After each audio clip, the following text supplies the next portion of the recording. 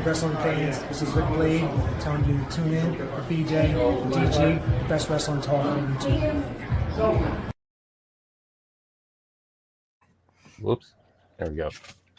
That's right, everybody. Hello, welcome back. DJ here, DJ up there.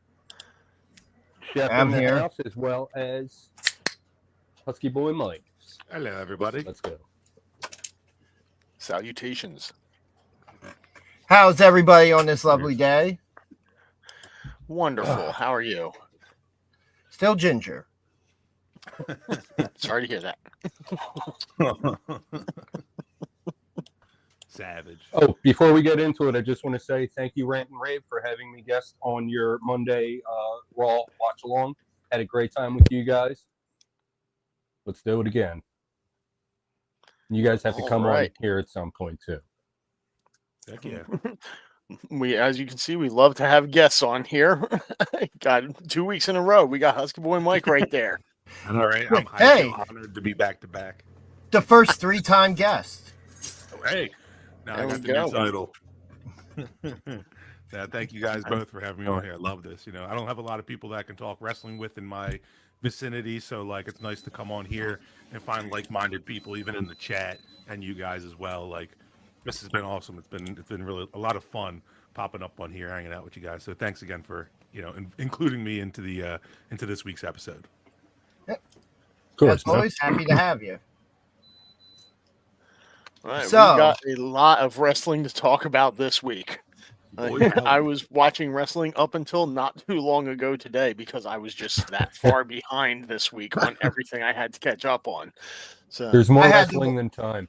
I had to watch part 1 of Collision this morning on Max because Yeah. I just wasn't going to remember to watch wrestling at 11 p.m.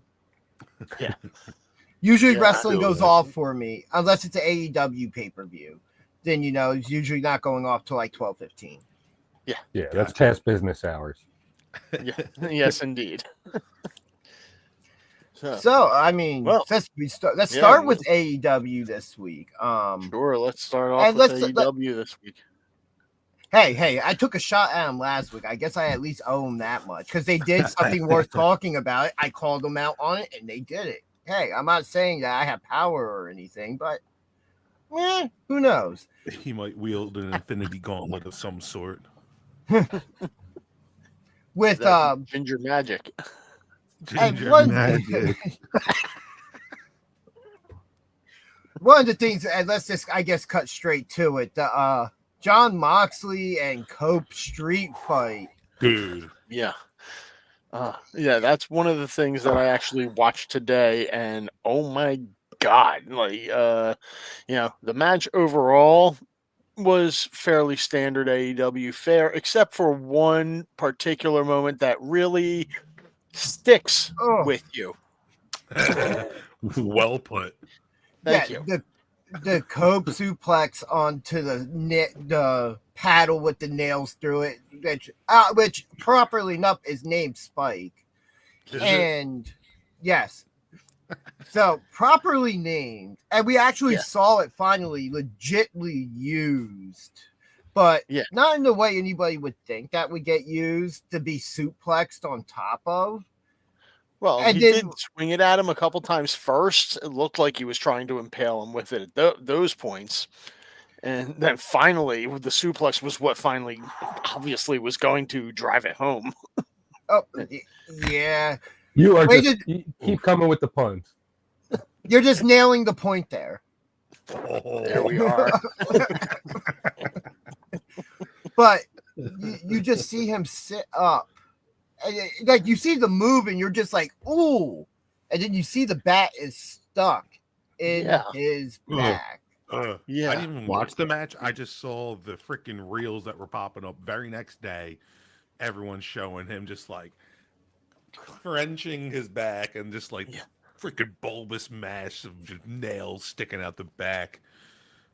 Even like I'm all for like hardcore matches and stuff like that. But like, yo, that was crazy. Yeah.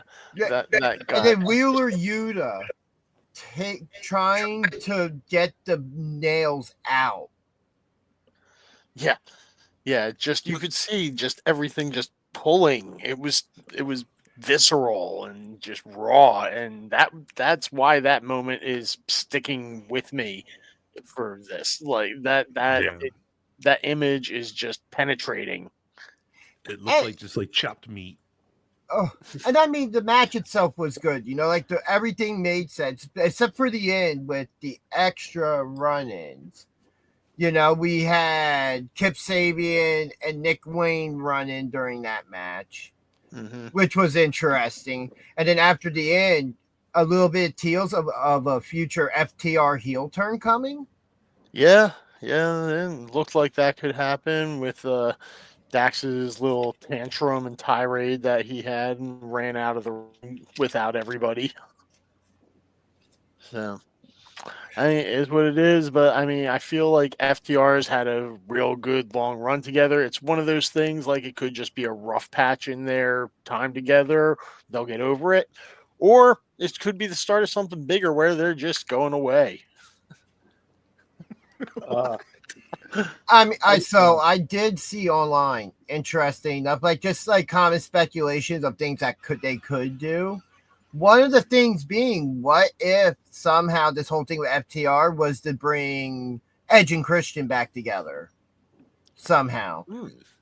Interesting. I've heard that they're trying to reincorporate Christian, or like he wants to get back into wrestling. I don't know where he's been or what he's been doing, but you mean besides having a failed contract thing that built hype up for no reason? Yeah. Oh. Yeah, I don't follow AEW, so that's something that me as a non-partial. And then, oh hey, two other notable things from AEW this week: the Fatal 4-Way Eliminator thing for the International Championship. Both Mike Bailey and Ricochet win while both pinning Mark Davis, and we get them as both number one contenders to face Kenny Omega at Dynasty. Love me some Mike Bailey. I've been watching him since TNA, and I've seen some of his independent work concurrent with TNA. And after hearing that he got signed with AEW, I got the whole hope they don't bury him thing. And it seems like they're doing right by him so far. I would love to see him beat Ricochet and move on and just win this thing. Do you think it's maybe too much of a push too fast for him? I'm not sure it's too much too fast because he's already an established guy. You heard the first pop the night he came out. There, he's known. He was known to the AEW. Nobody would question that because the AEW crowd is the anti-WWE and indie wrestling crowd. Mm-hmm. That's who the AEW crowd is. They're almost the same crowd that watches a lot of GCW, maybe JCW on YouTube, those type of shows that are a bit more geared toward older or more violent fans. Yeah. True. Less story, more wrestling. I like my wrestling to have both. Yeah. Indeed. But Mercedes Moné had a really good match with Billy Starks. Glad to see her getting some shine. Never really been too much of a fan of hers, but yeah, she did impress me. That was a good match.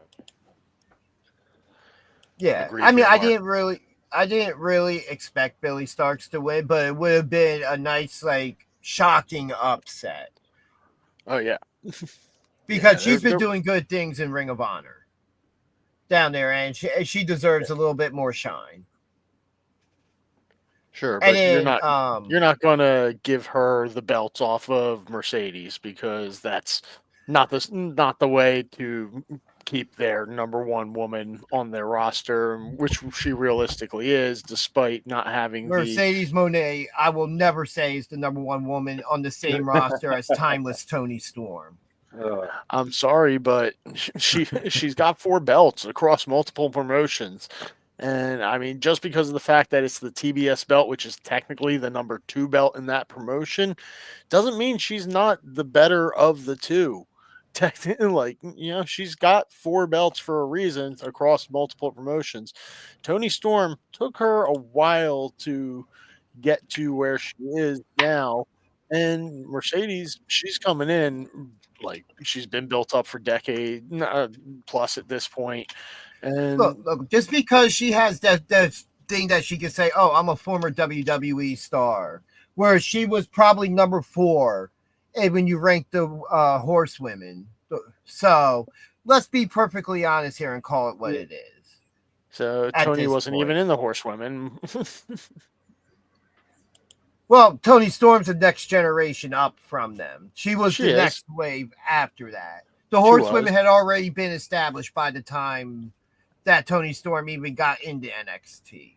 Yes. But we're talking Agreed. about the bomb of that barrel going up with Tony Storm. There's a reason why that Tony Storm's the world champion and Mercedes is the mid-card champion. Because Tony was there first. Well, yeah. Now I'm taking Tony Storm over Mercedes, especially in AEW.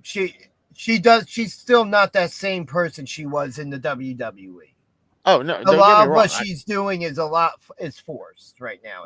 I'm a much bigger fan of Tony Storm personally. I like Tony Storm as from her story and her just personally. I like her better, but no denying Mercedes is ahead of her as far as everything else, except for having that number 1 belt versus the number 2 belt in the company, which I think that problem will sort itself out at some point. I mean, not that it's a problem necessarily, but I'm just saying. I think Mercedes is going to get that belt. I don't know if it's going to be off of Tony Storm directly, but I think she gets that belt eventually. She gonna get that belt. I mean, I'm kind of surprised we haven't seen Mercedes already put, because I felt like if just coming off that WWE run and everything that happened, you would have thought that they would have placed her in a top program for the World Championship. The reason they didn't was because of Willow. And then she had the match. Well, I would even go as far as to say that might have been the plan until then with Britt Baker and that whole fiasco. Yeah. Yeah, I think they wanted to get her into the feud with Willow, and that was the best way to do it, was with the TBS belt, which is where Willow was at that point. So in order to get, we all know that New Japan Women's Strong title was meant for Mercedes to hold first, and then she suffered the injury in the match, and Willow had to win the match, which no argument there. I felt like Willow had a good reign with that championship. Oh yeah, yes, definitely. Yeah, brought it into AEW for a little bit. Had some matches with. We're talking about bringing up Tony Storm. She will be defending her championship against Megan Bayne at Dynasty. I'm interested in that match. Yeah, definitely. Is Megan Bayne the one to quickly end the new championship reign for timeless Tony Storm? No. Megan Bayne's a formidable competitor for Tony Storm, but no. It'll be a good match, but no chance of Bayne winning. Maybe a couple false finishes. Yeah. Yeah, agreed. Or close finishes. What about you, HBM? What are you thinking? I don't watch that promotion yet. Okay, on cable, fair. So I don't watch AEW. Gotcha. Yeah, I just, Raw's on Netflix, so I catch that, and then freaking SmackDown is on. I have this website called TVApp.io that I found through Reddit, where I can, because I only need it for that for SmackDown. Let's not promote illegal streams. Hey, it's not illegal if you can download it. Exactly. It's an open website. They can be shut down. I have a feeling Metallica might argue with you about that. Yeah, right. That's funny. I was talking about Napster yesterday. But all right, let's get into stuff that we've all watched this week, and that's the WWE product, right? To be fair, I've said this on every cast that I've only seen the Raw and the SmackDowns of the PLEs. Oh, I know. Well, you can't blame us for going into AEW thanks to John Moxley wanting to get suplexed onto nails. Yeah, no doubt. Yeah. All right, let's move it along to Monday Night Raw. 1 second. Agree with you on Mark here. Megan Bayne is impressive, but she's not ready. Also, I just wanted to say I've never really been that big of a fan of Tony Storm. I find her like really obnoxious, but I don't know. She's fitting into that role right now. She's doing like I'm seeing it. I'm seeing it. I still don't like her, but I see it now. I mean, that's the whole thing. It's like for me, it was with Tony Storm that I always loved her in ring work, but in WWE, it never seemed like she nailed her personality down. Yeah. And then she tried it in AEW, but then was able to pivot. Came up with this whole had probably helped and everything, but they came up with this timeless. They had Tony the Storm Outcast thing for a bit with her and Yeah. Saraya, and was Ruby Soho in that for a minute too? Yes. Where's she been? Oh yeah, she got pregnant, didn't she? Yeah, Angela got her pregnant. Yeah, they had their kid actually. Okay, Baby well, was born. congratulations. I think I saw a post about that not long ago. That's probably why he hasn't been seen either. He's off playing daddy. Well, he appeared at when they were back at I think Daly's place. They had a 6-man tag. I think that was against the Undisputed Kingdom, as a matter of fact. Didn't want to derail the train. All right, so on to Monday Night Raw. Well, Monday afternoon start Raw, with- more precisely. So true. Yeah. that's Yeah. right. Oh wow, we got a graphic now. Nice. We've had it, we just never use it. Okay, well there we go. We, Hit the we button. got we got You should get We the got old that. one where it's Raw is War. With the old Oh, that's WWF scratch logo. Yeah, right. Please cease and desist immediately. It's all right, you What, just won't only get monetized WWF on were this allowed to have his episode. pandas. Good luck in all your future endeavors.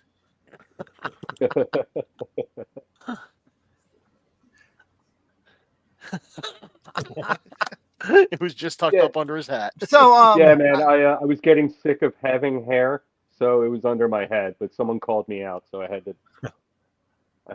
display it. Flow. Got to see those so luscious locks. how's everybody recovering after being broken up with Monday afternoon Oh, by John man. Cena? I was done with it anyway. You know, Oh, Yeah, I've so- already so had a you- rebound. I've been done with it for 20 years. I was ready for this. I just didn't have the. I just couldn't say it myself.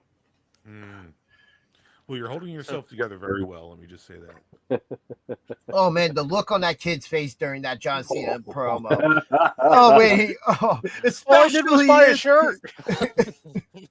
That look just screamed. It's still real to me. Damn it. I mean, it It was just a kid. I surprised hope me so at everyone's that age. wearing that gear when they know he's like hardcore healing right now. Like you just see all those shirts just sold. Oh yeah. I mean, so It's the Belgium. one thing I loved about the promo, 'cause it was almost like a usual John Cena promo, but he just flipped it upside down. Yeah. You know, like this was John Cena from the Mirror Universe. It was True. the perfect John Cena "You People" promo. Yeah, Yes. yeah, Yeah. and then we get Cody showing up. Yo. Had to happen. They really gave Cody some power and at the end of that promo. I feel like I'm like, all right, there's some all right, now we're giving Cody some like forward, like, you know, clearly he's the champion, he's been getting all this push, but like I feel like he's been kind of pushed to the sideline as like this soft little baby face, you know. And like there you kind of saw him like, all right, let's rally up, John. Like let's fucking do this. I'm sorry. Let's freaking do this, Cena.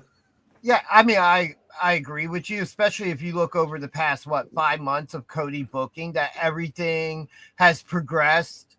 Maybe ever since Bad Blood, everything Yeah. has kind of pushed toward being more aggressive, and him hitting that to where now maybe he's feeling that weight. In just 2 weeks, he'll be a year as champion. True. You You know, think he's gonna tell yeah. us on Cena? You think he's gonna go, "This is my ruthless aggression"? Because like that was all Cena's like. Oh, See, I was kind of hoping, like, I get why they went with the angle they did, the fans, blah blah blah, and but I was kind of hoping Cena would go lean into more like the best for business angle with it, why he aligned himself with The Rock as opposed to, like, I wish they would have leaned more into that as opposed to Cena being like, no, oh, you people were bad to me, even though I mean- you made me money, and blah blah blah. And You Yeah, turned me into a meme. I mean, You let's couldn't look at it even like see this. me. this is the first time he spoke since then. He will be at Raw tomorrow night, I do believe. Yes. That I so if that was just the first time, what's the first step? You take a shot at the fans. You gotta turn the fans on you. Now this week, what if he could come out and be like, "Oh yeah, take another dump on the fans," you know? I don't Like- know, man. like- The way Cody ended it, man, he was just like, bring John Cena to WrestleMania, not this whiny little bitch. And it was just like, there it is. Thank you for finally giving Cody some cojones. Yeah, I mean, I said about not this past SmackDown that we'll be talking about soon, but last week's when he came out for the Miz TV segment and he just punched the Miz and was like, "I'm done talking. I am going." Okay. Like that's for 2 weeks. I was saying, like, Sure. every time we saw Cody speak, he didn't seem angry enough. Like, Yeah. you do understand everything that's unfolded in front of you. You're just coming out a feud with KO. You're coming out these feuds where you've had to tap into something you didn't want to. And now It's all funny of how a it's come like sudden, full it's a cycle reason. though, Yeah. because he's back to the final boss. And I'm just, this heel Cena thing, it's just, the sad thing is I don't see it lasting. Because we know in 9 months he's going to be gone. Like, Yeah. Got to turn him face before he retires again. Yeah. Of course, yeah. And I really hope they do that by turning Cody heel. The old double turn. If there's two that could do it right now, do you think there's any two better suited to do a double turn than Cody and Cena? So, well, I mean, Jay and Cody. it's. I'm realizing now it's all I've And they ever both- watched wrestling. That's like right now too. There's a lot of things that the whole atmosphere of WWE feels like it's going to change after WrestleMania. oh, Right. yeah. Like there's been a trend between both shows of our two dominant groups or factions that have been there, no matter what version of them it is, has been dominant and a focus to where even Judgment Day and the Bloodline, Solo's Bloodline anyway, both look like they're all going to be going their separate ways soon, maybe forming some Yeah. type of new group. Yeah, there was a lot of animosity with Solo and Jacob this week. Well, we'll Oh, wait yeah. for SmackDown discussion to get to that. I mean, we See- can. I mean, I'm talking more in the lines of what we've seen because it seems like there's a lot of heat with Dominic and Finn currently, to where that same Mhm. animosity has Oh, yeah. spilled into that bloodline story of we're going to be seeing changes within factions. Maybe we have a time with no real faction coming. I mean, that would be great because the factions really aren't Dark like space. thriving. I feel like on Raw. But or maybe we get a birth of so let's say for whatever reason Cena wins the world title at WrestleMania. They're both not always still going to be able to be there. Having a faction helps with that because you have people coming out able to speak and have matches and keep the gimmick over and the story going. I feel like So they have also enough people like that they have enough interfere in- stars on Raw that like it can sustain itself without factions. They have so many heavy hitters on Monday night, and like I feel like that's why like a lot of people. I keep reading online where people are still tuning more into Raw than they are SmackDown because you do have a little bit more of that star power that is keeping that Monday kind of most popular of the two, in my opinion. But this week, I really noticed how SmackDown really has the presence of the tag teams. They really take into part, like their storyline on SmackDown is very heavily around the tag team people there, and like they're doing a phenomenal job with it. It's taking me this long to like really like appreciate it. Like almost 2 years now, or actually no, it's been a year now that I've been back into wrestling. I mean, I had that thought. Like watching SmackDown this week and then thinking about maybe the past like 4 or 5 weeks of SmackDown to where it's been really tag team focused. Like you see that whatever story is being told within that division is spanning across it. And it's not just two teams and everybody else kind of being shoehorned in there as it would seem. Right. And it reminds me a lot of the early days in SmackDown because SmackDown was also back in the day the show during the original brand split that really did a better job featuring tag teams. True. That's a To good answer point. this, sorry, to answer this question, he's going to get sick of the Rock's BS, and see that like he was doing it right his whole career, and this was a bad decision.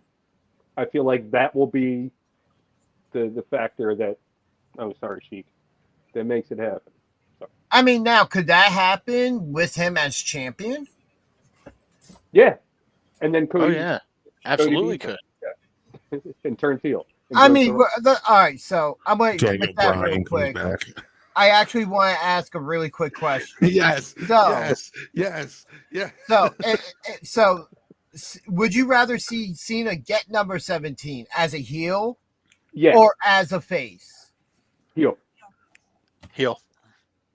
I think having him win it as a heel one time shows a little bit of something out of him. Like, you know, he's willing to do what he has to do to Yo. get that. All right. All right, heel mark. Yeah. Absolutely Okay. overturned. I would like to bring that back Absolutely. up I would like to bring that up real quick because there's something I want at the moment. Just like a 2-3 week feud of R-Truth and heel Cena. Oh, yeah. Absolutely. There has And to I be. wanted to end with R-Truth being in a room and it looks like it's a kid's room and stuff. And it has all this John Cena memorabilia and he just starts ripping it off the wall after losing to him.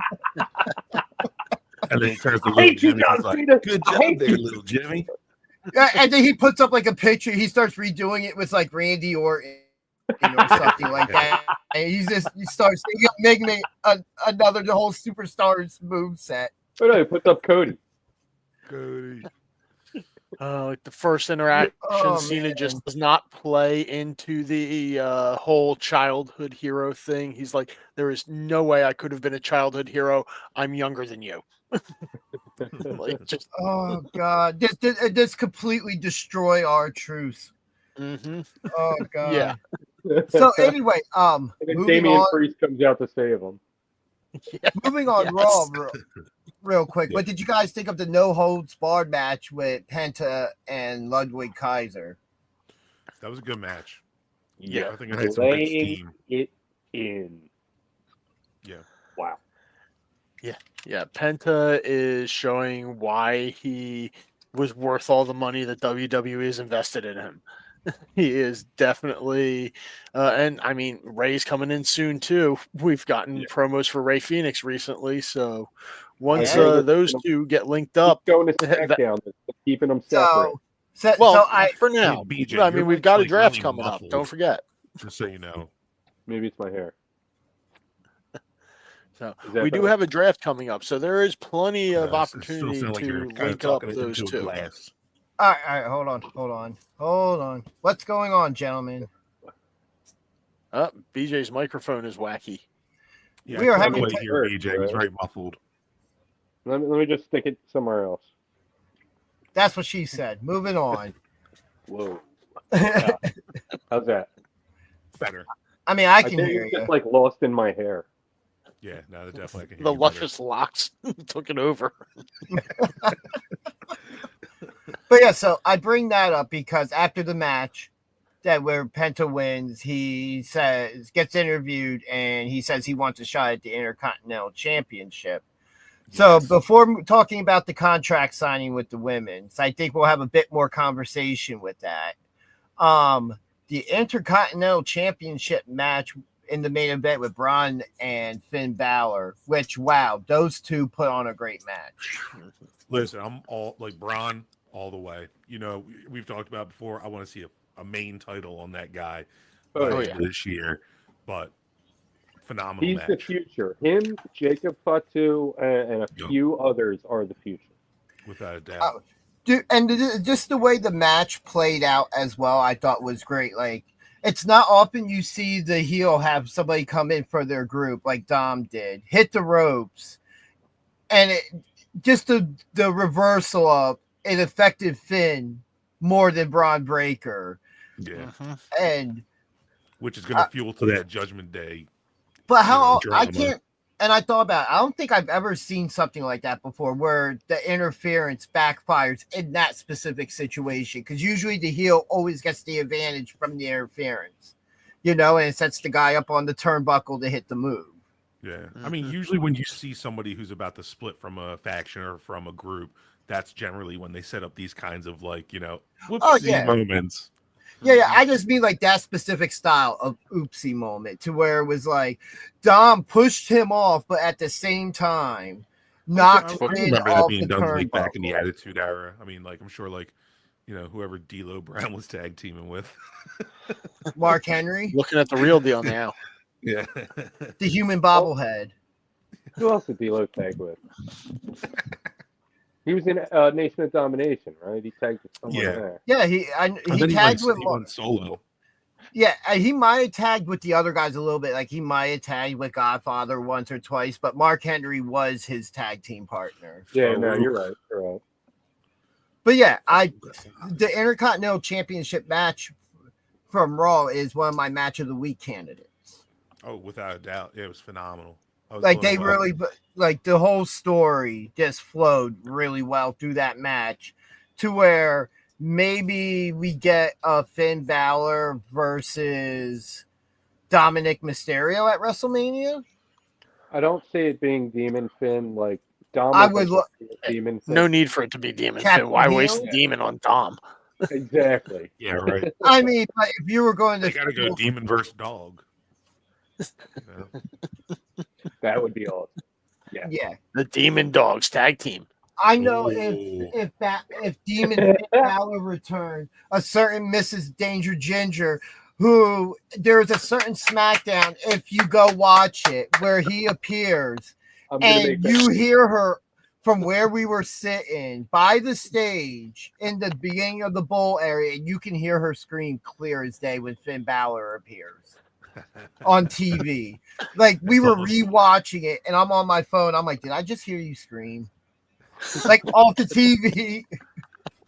Actually, I would like to see Rhea and Demon versus Dom and Liv. Ooh. Will we get into Yeah, it? you know what? That'd be cool, but Yeah, Yeah, that's not a bad match right there. Yeah, I mean, but, I don't see it happening, but yeah, that's a good shout. Yeah. So let's step back a little bit real quick now and talk about the women's contract signing. Was that Charlotte Flair and Tiffy, right? No, Yep. the Io Sky and Bianca Oh. Belair. That For the that women's contract. world Yeah. championship. Yeah, it wasn't a contract signing between Charlotte and Tiffany on SmackDown. It was just their talking heads on the the interview. vignettes. Yes. The contract signing was the Bianca Belair and Io Sky for the women's then championship. Rhea comes out. Yeah.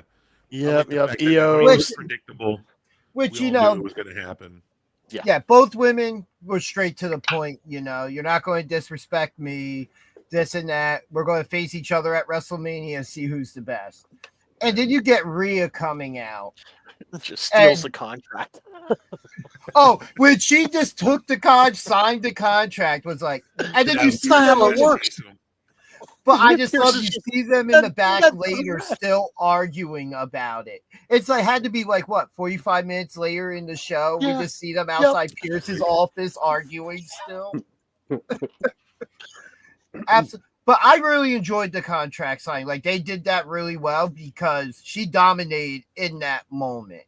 Like she had to, which also props to whatever table they had for the contract signing Right. because it took 2 hard bumps and didn't break. I thought Rhea was going to do like a frog splash off the ropes through it, do through the stacked up. Yeah, that would hurt. some. Yeah, exactly. I will say though that Bianca, like she needs to get better with her speaking because she's always every promo she cuts, she's always stumbling over her words. Every promo, it's like she's been at it for a long time. You would think there'd be a certain point where it's like, all right, let's get a little bit more fluid with this now. Yeah, she's better than Becky Lynch. Oh my God, yeah, ain't that the truth? Oi, that's the truth. So then, real quick, Jay Uso tomorrow night has a mystery tag team partner for his match. Just to say they are in Glasgow, Scotland. Do any of us really think it's going to be Joe Hendry and we get the first true crossover onto Monday Night Raw?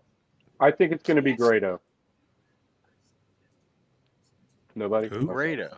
I mean, I I'm know not familiar Grado. with Grado. I'll tell What's you the what. Grado with you? Ryan Milky's popping right now for that. Yeah, somewhere's in the world. Ryan Milky just somehow got wind of that. and 5 is time zones popping. away. So, but it's a 4:00 start for this Monday because Scotland. So Come on. come on, hey, I'm on vacation people again got this week, work. so yay for me. I'm going to miss the first hour. Unless I can get done work early, but I kind of need it because I took 3 hours Yeah, off. you had your watch along last week, so Yeah. I mean, I'm still consumed with what I'm going to do because why can't they do this during football season? The Yeah. European tour would be perfect during the NFL season. Monday I can Night enjoy Football. Raw and then watch Monday Night Football in peace. And not have to With- choose. Yes, I mean I don't really. although have to Raw choose has saved me either. from many a bad football game on Monday nights. Yes. Man, they're not going to get much better for you if they're bold enough to schedule you on a Monday night game. Jameis Winston, baby. Right now, until you sign Aaron Rodgers. Yeah, that Hey, Brian. Aaron Rodgers to the Giants. He's not leaving New York. He just moves there. But I am But looking yeah, forward to that match for WrestleMania. with I would Rhea love and for it to the, be Joe Hendry to be the partner, but I have a feeling it's going to be Jimmy. He believes. Ooh. It'll probably be Jimmy Uso after the little interaction that happened the week before on SmackDown. You know, just a little way to set up and give us a nice little reunion tag team match because they probably won't be crossing paths again anytime soon. I mean, we just had them at War Games. War game. That's in November. It's now March. It's been 5 months. We need an Didn't we Usos have tag them- team match. Weren't they tag teamed again within that window of time? I thought there was one. I don't know. I memory's don't not remember too- an USO tag in that since then. They So might have memory- had a random like on Raw or on Raw or SmackDown tag team match, like where it just happened to be like that. Yeah.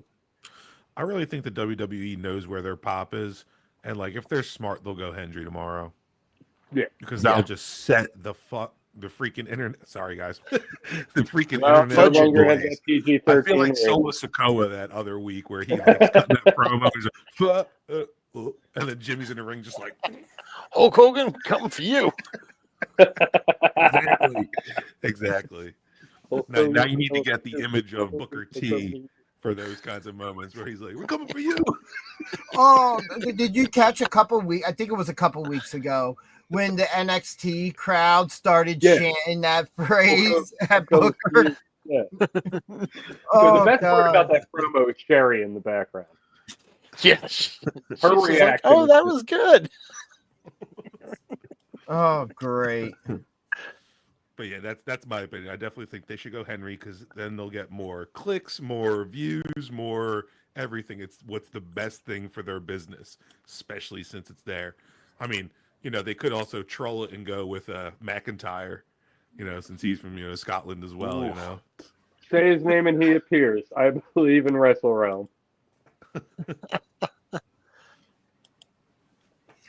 Heel Mark stream tomorrow. Interesting.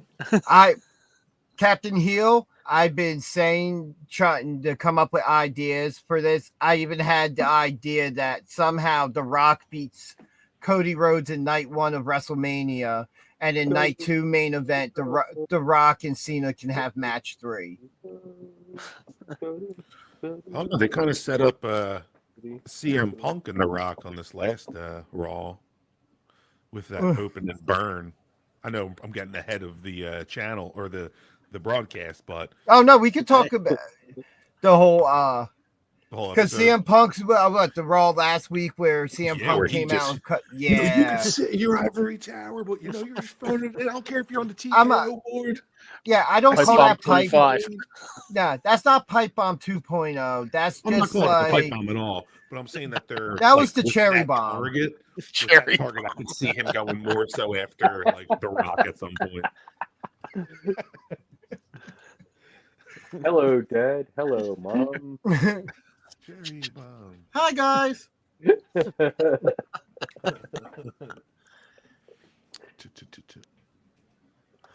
But yeah, Seth Rollins and had a nice little promo this week, which if you guys would like, we can just jump into the end of SmackDown this week because Rollins said he was going to be at SmackDown and we were going to have CM Punk, Seth Rollins, and Roman Reigns under the same roof for the first time since the Mhm. Rumble. Yep. That was a hell of an interaction we had between everybody in that ring there Oh, at yeah. the end of SmackDown there. So, yeah, this just sets up for that three-way chaos that we're going to get at WrestleMania here. And I don't I think wonder Punk's what the going to need to stipulations cash will be, in though. his. Yeah, Punk doesn't need to cash in to get into this match. This is all like this is set up to be a three-way, and Punk even said like they brought up the favor, and Paul looks at him. No, and Punk's like, no, not now. I don't want it now yet. So I don't think the favor's going to be getting. Yeah. So, but Paul knows Tony, he owes that's Punk a pretty favor still. So, but yeah, I don't think this is the favor. I think this is just going to be we have a triple threat match, and it's going to be complete bonkers insanity between these three guys. Oh God, I can't. Street fight, hopefully. Well, three-way Triple is threat, a street fight. technically. Yeah, there's no rules anyway. So Oh, okay. I didn't realize. That triple was the threats thing with generally three don't have triple threats. DQs in them. So Any more than a one-on-one, besides tag team, any more than a one-on-one, there's no rules. yeah, it's just what flavor you want to call it. So, Yeah. Three-way, four-way, whatever. No rules. I did see after that, which we'll get to, but boy, the thing said during that segment on SmackDown, CM Punk calling them both out like neither one of you have ever beaten me without the other. Right. Kind of playing into the idea that you two might hate each other, but you could work together and got the job done. And then Punk brings up the favor during his part of the promo. mhm. I And thought he if was you- going to ask for it at that moment. I was like, oh, the way he's delivering it. Yeah. as Seth Rollins coming out there pleading the case of not why did you interfere in my match? Why didn't you let me finish him first? Like, I don't care if we have to fight, but why didn't you let me finish the job? Like, to where they're still just Rollins is just tunnel vision on CM Punk. I saw from one of my sources that this ultimately, like by SummerSlam, is going to lead to a Rollins and Reigns reunion. Ooh. But that's just one of my sources. I saw something on Reddit that showed Seth Rollins walking away with Paul Heyman. Like as a Yes. Yeah, I love that idea. Would be such a twist, right? yeah, it would. And then Paul Heyman Like cut the neither of promo them. the next night. CM Punk, Roman Reigns, I'm breaking up with both of you. Like, but it would be that's a Paul Heyman twist there. What's the one thing nobody Yeah. would expect? Seth Rollins to team up with Paul Heyman. Yeah. Because it would be it's ambiguous. You don't know what side Heyman is on when he's at ringside, and then all of a sudden he screws both of them. I mean, When he I was standing in the ring next to Roman on Friday. He had like this devilishly evil, like really, really like He bizarre, doesn't like managing demon faces. look. He doesn't like And- managing faces. He wants to be evil. Yeah, and he was looking right at Rollins with that facial expression. It was so weird. Yeah, exactly. Yeah, that's exactly. He was looking at Rollins like that while Roman's just standing there like. but I did see after that segment that the match is confirmed now. It will be those Oh, three okay. in a triple Triple threat. threat match. There Yeah. we go. No favor Yeah, I can see that required. being a night one main event. That's definitely worthy. I mean, honestly, Problem I'm with going to that- say that I'm going to say this is not only do I think it's main event night one worthy. If anybody who's ever talked wrestling with me knows that I am the one person who says the top championship for the company should always main event. So like WWE championship or the world championship should always main event the show. But wouldn't this be a case where CM Punk, Seth Rollins, and Roman Reigns could main event WrestleMania weekend? That'd be. I mean, you have to compete with Gunther versus Jay then for night one. That would be the only one that would bump that tier, or Tiffy versus And Charlotte. But if that might be a night two event, like not main level night two. Clearly, it's going to be Cena versus Cody night two. I really think this match could get the night two main event. And and Cena Cody think night two. undercards. I want to see this open Mania, open the week. No. You know, I feel like that would be the two spots. It's either the main event or the opening match, right? Yeah. True. Unless you put it in at like just before the 2 hour mark to start the match, and it's the middle of the show. Because my thing is, if we just go off a small percentage of the reaction of that Italy crowd when all three of those guys were brawling, they each individually pointed to the WrestleMania sign. Like the fandom, it's my idea of I wanted Jay to pick Cody to tear the fandom apart, right? Make you choose one or the other. The fans' reaction, they all acknowledged Roman Reigns. They all sang Rollins' theme song, and they all were behind CM Punk chanting his name. And that's going to be the exact same reaction here in the States, because all three of those men get those reactions. Who is this a thing to where, hey, we're just going to love this match, period, and we just want to see who comes out on top so that we can complain the next day why one of the other two guys should have won? It's three tweeners going against each other. I mean, I would feel like Rollins is the decisive heel going into it because he's shown those tendencies. They've all shown tendencies. The Reigns is a fake face. We all know what he's done for the last 3 years, and he's not convinced us that he's like Mr. I'm not suffer and succotash now. I mean, They're I all don't. anti-heroes right now. They're playing in the middle. No, see, my thing is, I feel like Roman's character hasn't changed. The fans' reaction of him has been more to. Let's just think about this. Roman's been getting the same reaction for 3 years. The crowd comes out. We acknowledge our tribal chief. Mm-hmm. Like this was what the Roman we wanted to see from the beginning, not the John Cena Shield like. I version. wanted heel Godfather Roman. I didn't want that to end. I hate face Roman. But I don't think he's ever really turned face per se. It's the fans' excitement. The same thing as a lot of Seth Rollins' actions have been very heel-like. Like if he didn't curb stomp, is what we're saying. if he didn't stomp Rollins, heels have the reactions that he does. CM Punk has said he doesn't care who it is. He's just there to fight and make money. It's not about reaction. It's about action. And all of them have done despicable things, but the crowd cheers for them.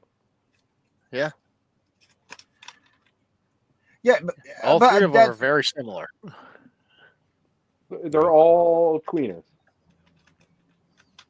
I mean, it's just the way I look at it. It's also their actions. And CM Punk he's done maybe heelish things in the ring, but that stuff he's been consistent with. It's nothing out of his ordinary. As to compare where Rollins has gone out of his way to chase Seth Rollins. Roman has now gone out of his way to go after who he wants. But look at who they are. Rollins is a very impulsive guy who, when something gets into his head, he doesn't let it go. So it's not him changing. Like, that's who he is. Now, brain to a certain extent. Now, because I've been thinking, how can you up the ante a little bit more on this? What if this was a number one contenders match at WrestleMania and the winner gets the next shot, say at Backlash, against Cody, or against the champion of their choosing? Or heel Cena. Well, then it kind of diminishes like the title defense run. You know. Well, for who? For whoever wins. That either, so what, Cena, I mean, you do the pop and give Cena his 17th and just have him somehow lose it right away. That would be a major Well, I mean, swerve. like, they're clearly gonna. I mean, Cody's not gonna give up the title. Like, if he loses, he's not gonna just, oh, okay, I'm just gonna go walk away for a couple months. Like, no, he'll be back like the next week, being like, Cena, I want a rematch, I want another shot at the title, and I feel like that would be like the next, pay-per-view or whatever would be like the Redeemer match. You know what I mean? Like, if they're gonna go that approach with it. But I feel like if they were going to turn this into a number one contenders match, then that kind of it kind of defeats the purpose until you I mean, like maybe all Survivor three of Series these, cash in. but all three of these men are not on the same show. Roman is on SmackDown still. Punk and Rollins are on Raw, so that would put them. There might be some line. kind of shake-up after Mania. Yeah, but I'm just saying. But if they have even a win, because it would be hard to say you put the top three names. Probably in three of the top names in WWE right now, where the other ones are champions already number one contender. It would be hard to argue that the winner coming out of that match isn't the top contender. I don't for even think whatever they need to have it. championship. I don't think they need a contender for anything because there's just so much animosity amongst the three of them. I feel like they just need to get into the ring and fight. But Like, I'm there just doesn't saying, need to be any kind of like reward but for it, even other than with- like I defeated CM Punk and Seth Rollins. all right, or but I, if you're look at it from a GM point of view, if you're the GM, that match happens, and you see who comes out.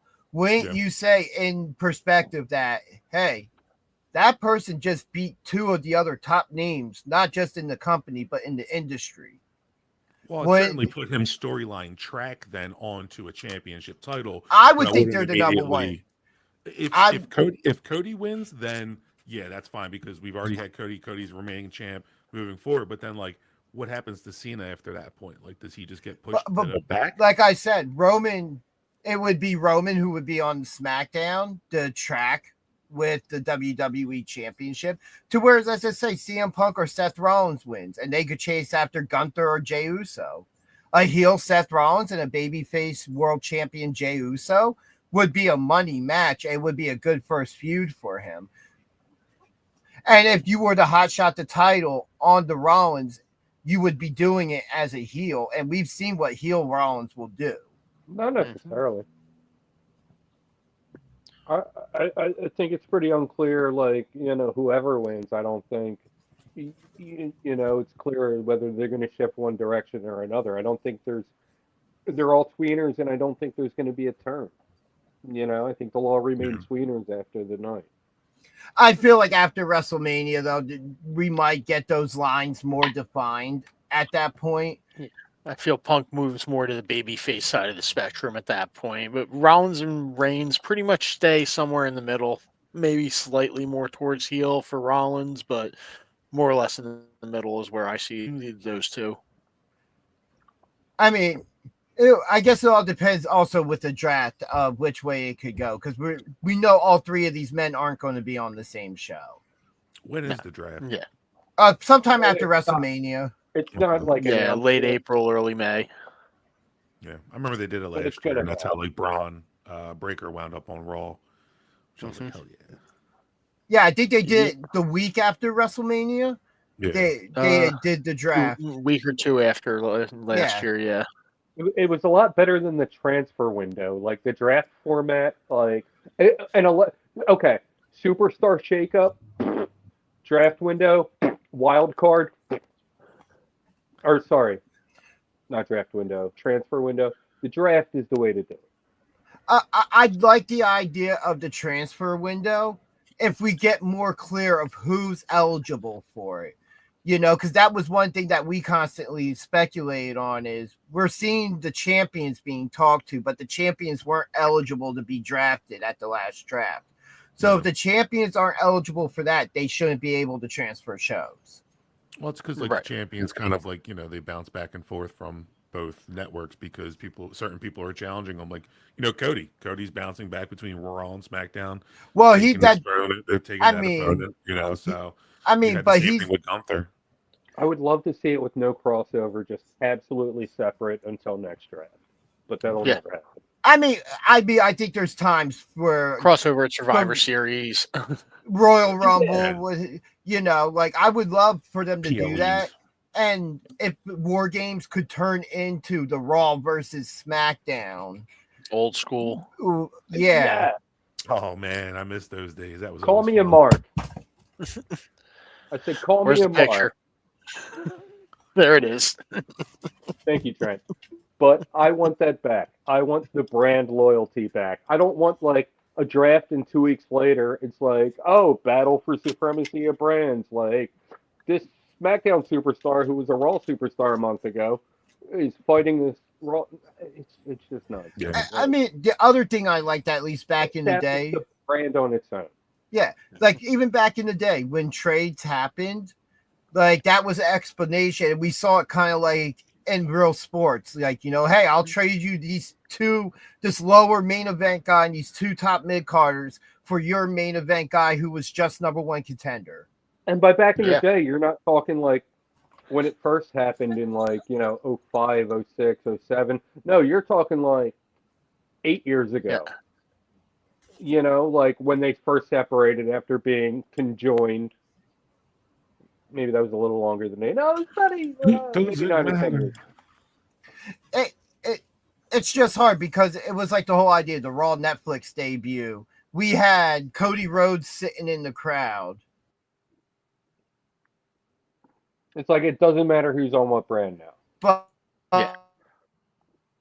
on there. You broke up a little bit from what it. We've got some unless I'm frozen live streaming. ginger. Frozen ginger. Okay, it wasn't just me. All right.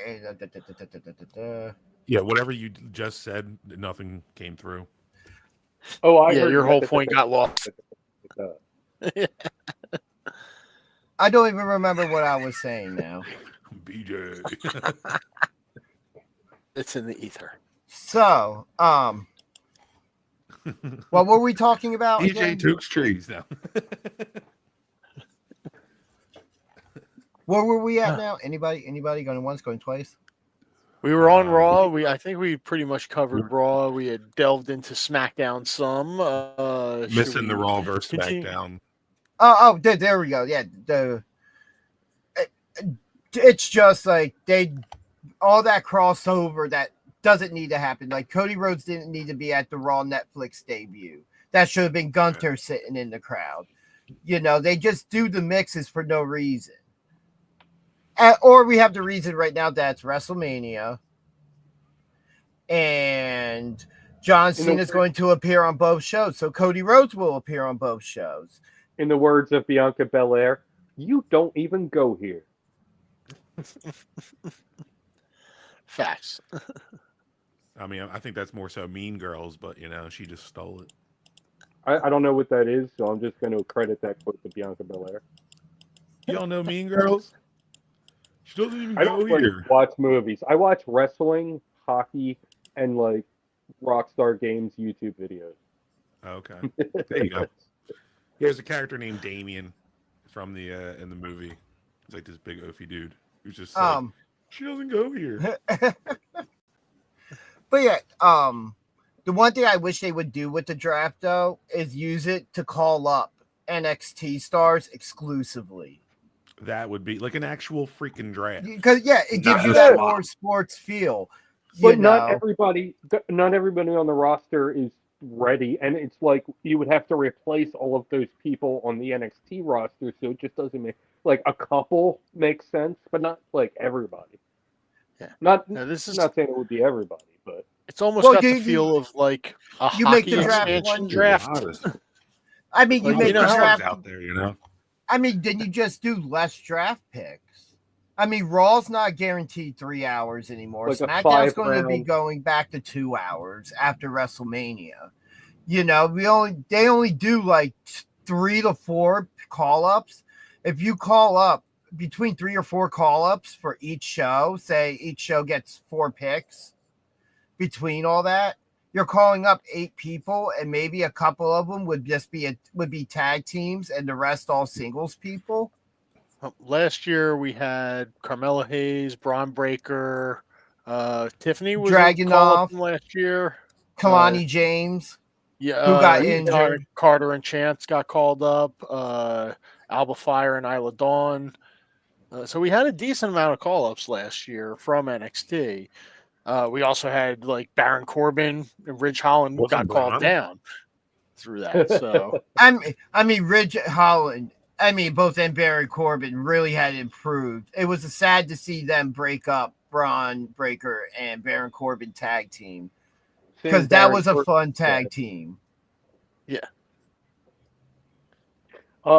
Did we get to the Charlotte Tiffy exchange yet? No, if you would like to talk about that real quick. We jumped to the main event, and we're going to go back in time. Yeah, because we went from the Seth Rollins Raw promo to what happened on SmackDown. And Seth Rollins just started a brawl with that. Everybody pointed to the WrestleMania sign, and it got made official. And so let's talk about the Tiffy and Charlotte promo, and then we can take a short break. All right. Well, before that, I just want to throw in one thing just from Raw that everyone clearly saw this week was the J botch. That's all I wanted to bring up. Why you gotta take a shot at Jay, man? The suicide dive that he just. Man, why you gotta bring up old stuff? He just suicided. Look, listen, every wrestler botches, all right? We're just fans. We have no right to call them out on it. So Wrestle Realms kind of stole my thunder down there. Yeah, dude, Tiffy got destroyed in that promo. Okay. Yeah. Like showed her youth. Come on. That's one of the first times. Go.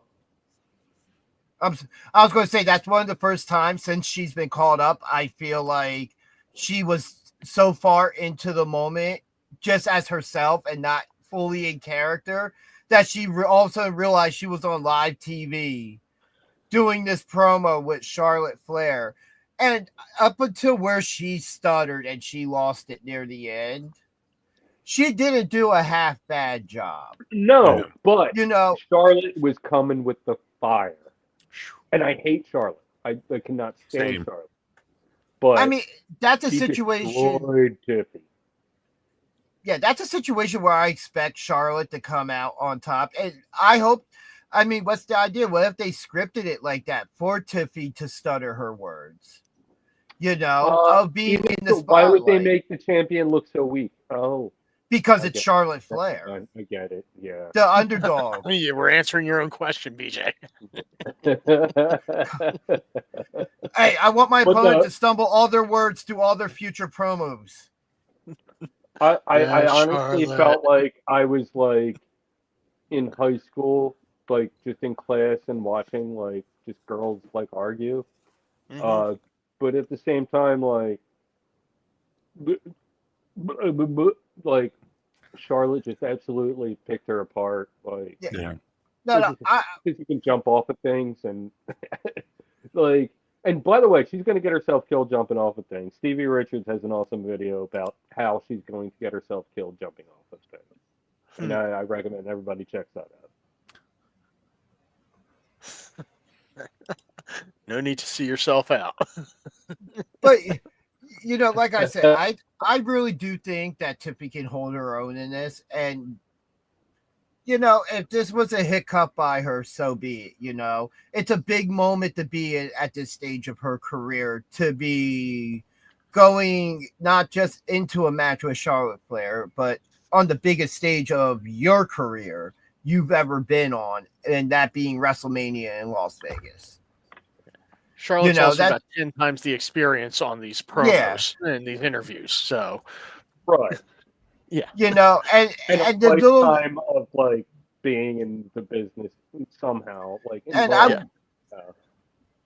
I would even say that even if Tiffy didn't botch her words up and get that stutter, Charlotte still clearly won that promo battle. Okay, Yeah, something she could. something is becoming clear to me now. It wasn't live.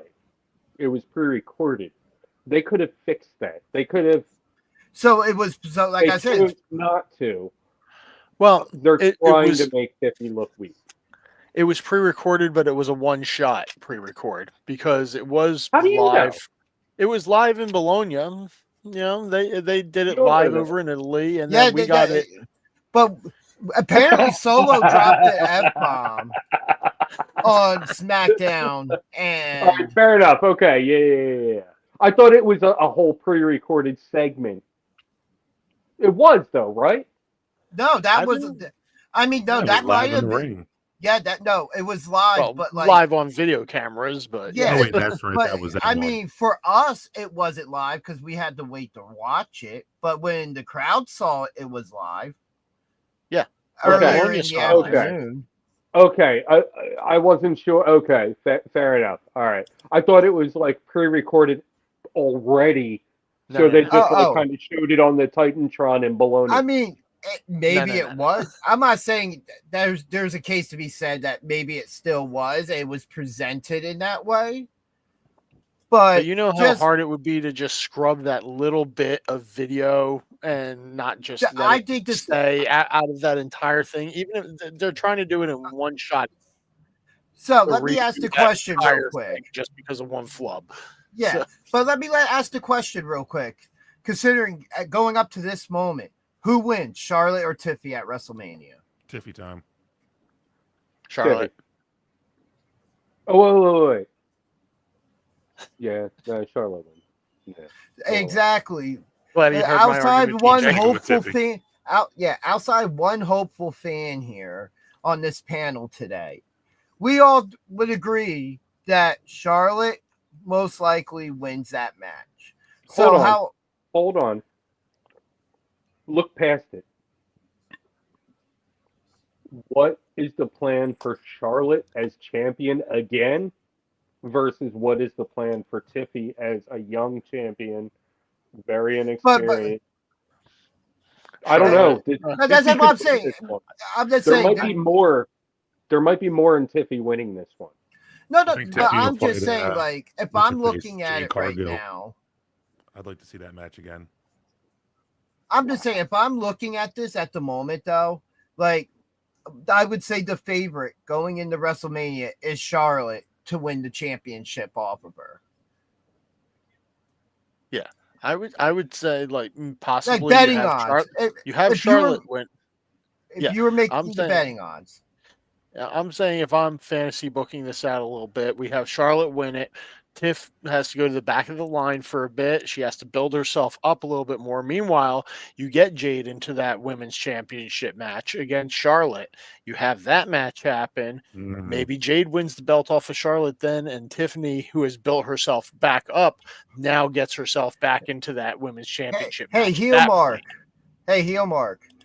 I would love to see that match, but can we get it at Backlash instead? Because I don't want this to be WrestleMania triple threat. We already have 2 triple threat matches on this card. Because Rhea and Bianca and Io is going to be a triple threat match. We have Roman, Seth, and Punk. We don't There we need go. oversaturation of triple threats. The match I'm looking forward to, though. Right here. Yes. KO and Orton. Right here. KO Norton. Did we lose BJ? Voluntarily lost him. Good intro back in. Yeah. I hear voices in my head. Okay. I feel like it's going to be a good match. Oh my god. But yeah, I could see that being an opener for probably like night 2. but you know, Charlotte Tiffy. You know, just right now, I'm just saying the odds are in the favor of Charlotte to win if there were betting odds. And I You've already think that established even if that. that promo was pre-taped and they purposely kept that in there, that does nothing but help build the underdog factor for your because Tiffy's the baby face right now. She's the rookie essentially going up against the veteran who's been here, done that, and had all these big moments. And as I've said in the past, a match with Charlotte at WrestleMania for the women's kind of like the Undertaker for the men at WrestleMania. You know you're in a prime spot, and all eyes will be on you for that match. But then, what does Charlotte do next? Who's the next person? Jade. Who's stepping up? Yeah, Jade. you disappeared, but Yeah, you disappeared for that part of the conversation. We were saying that would be an I awesome. couldn't hear it. You know what? I'll say, I wouldn't mind it coming back around now, and with the draft or whatever, you shipped Rhea to Raw, and we get an actual Rhea and Charlotte. But You like, mean you shift for it. Rhea to I wouldn't SmackDown? mind Tiffy revisiting disappeared. that. But then Tiffy I would send Tiffy in exchange over to Raw. Let Tiffy go over the Raw. There's fresh Tiffy matchups versus for her. Liv. who's the Tiffy women's versus Intercontinental Liv, right yeah. now? Tiffy yeah. versus EO. Tiffy versus Bianca possibly over there. You could Yeah, still Bianca get is- Tiffy versus Jade over there because Okay. I like like it. Okay. just maybe Tiffy and Bailey we revisit at this point because they didn't really get a long feud because Nia was heavily involved in that after she initially cashed in. Who's the women's Intercontinental right now? Lyra Nope. Valkyria. Oh. Still. Yeah, Lyra. Yes. Yep. Okay. Yeah, she retained the title this past was that this week? Yeah, she had the match with Raquel this weekend and retained, I Yeah. believe. Yes. Yeah. Yep, that was this week. So I don't remember watching. Oh, that no. match. Oh no, Lyra and Raquel is next week. I was gonna Or say, I tomorrow. remember seeing that match. Yeah. CM Punk Slade to be there, Cody and Cena both be there, and then Jey Uso and his mystery partner versus A-Town Down Under. I'm just going to will it into the universe because Maybe the not. potential of TNA leading over to the main roster has a lot of potential. yeah, Yeah. I don't see him breaking through so soon. I think it's going to be Jimmy or Yeah, I agree, but I can't. But I will still will Joe Henry. or Wrestle Realm. Back me up. Maybe Grado.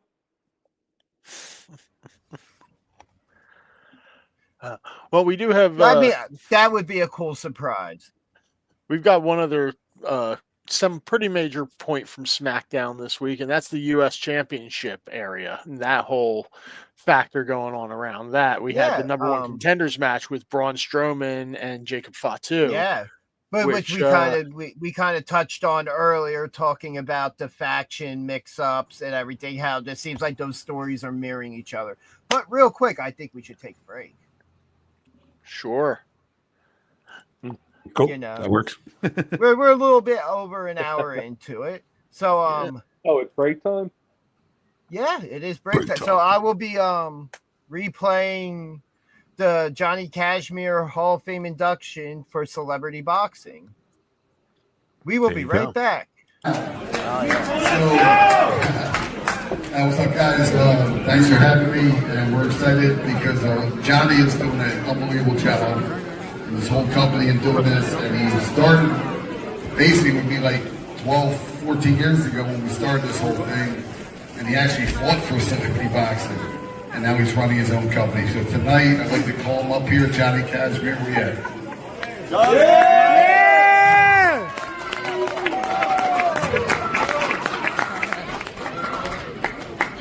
I'm not going to hit you. I'm not going to hit you now. But I'm just excited, man. What you put together here is phenomenal. Your whole team is just amazing, really. I haven't seen any of your stuff in a while. But after all these years, I just want to induct you to the Celebrity Boxing Hall of Fame.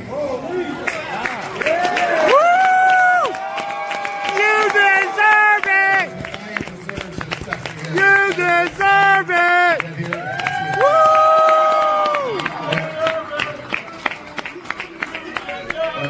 He's actually fought the Celebrity You Boxing. deserve it! And I'm just proud of you, man. Congratulations. Thank you. We're shouting my attorney, Tony Lister. Thank you. Hey guys, one more time for David Feldman. Give it up for Johnny Cashmere.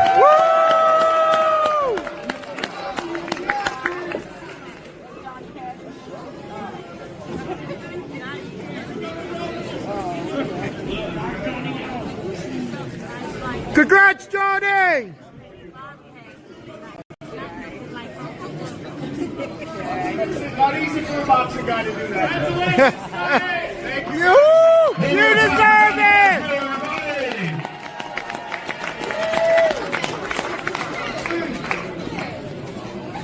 All right.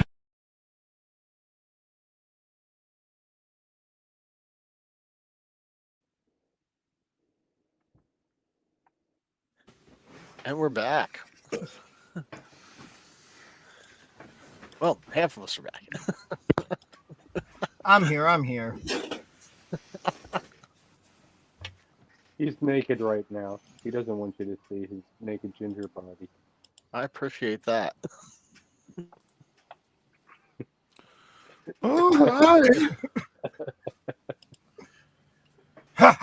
It's Lego Danger Ginger.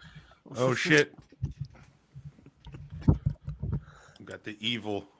What? Okay, so I have to ask, what is a mark? You're a mark. I'm a mark. We're I mean, all I'm not surprised, but We're all like, marks. Mark is an extreme fan. A mark is someone who basically gives the intended reaction to what the promoters are trying to achieve. gotcha. You know, or something you're a fandom of. Like I'll use Yeah. it like I'm a mark for Star Wars. I'm a mark for Star Okay. Trek. You It's know, expanded to that, yes.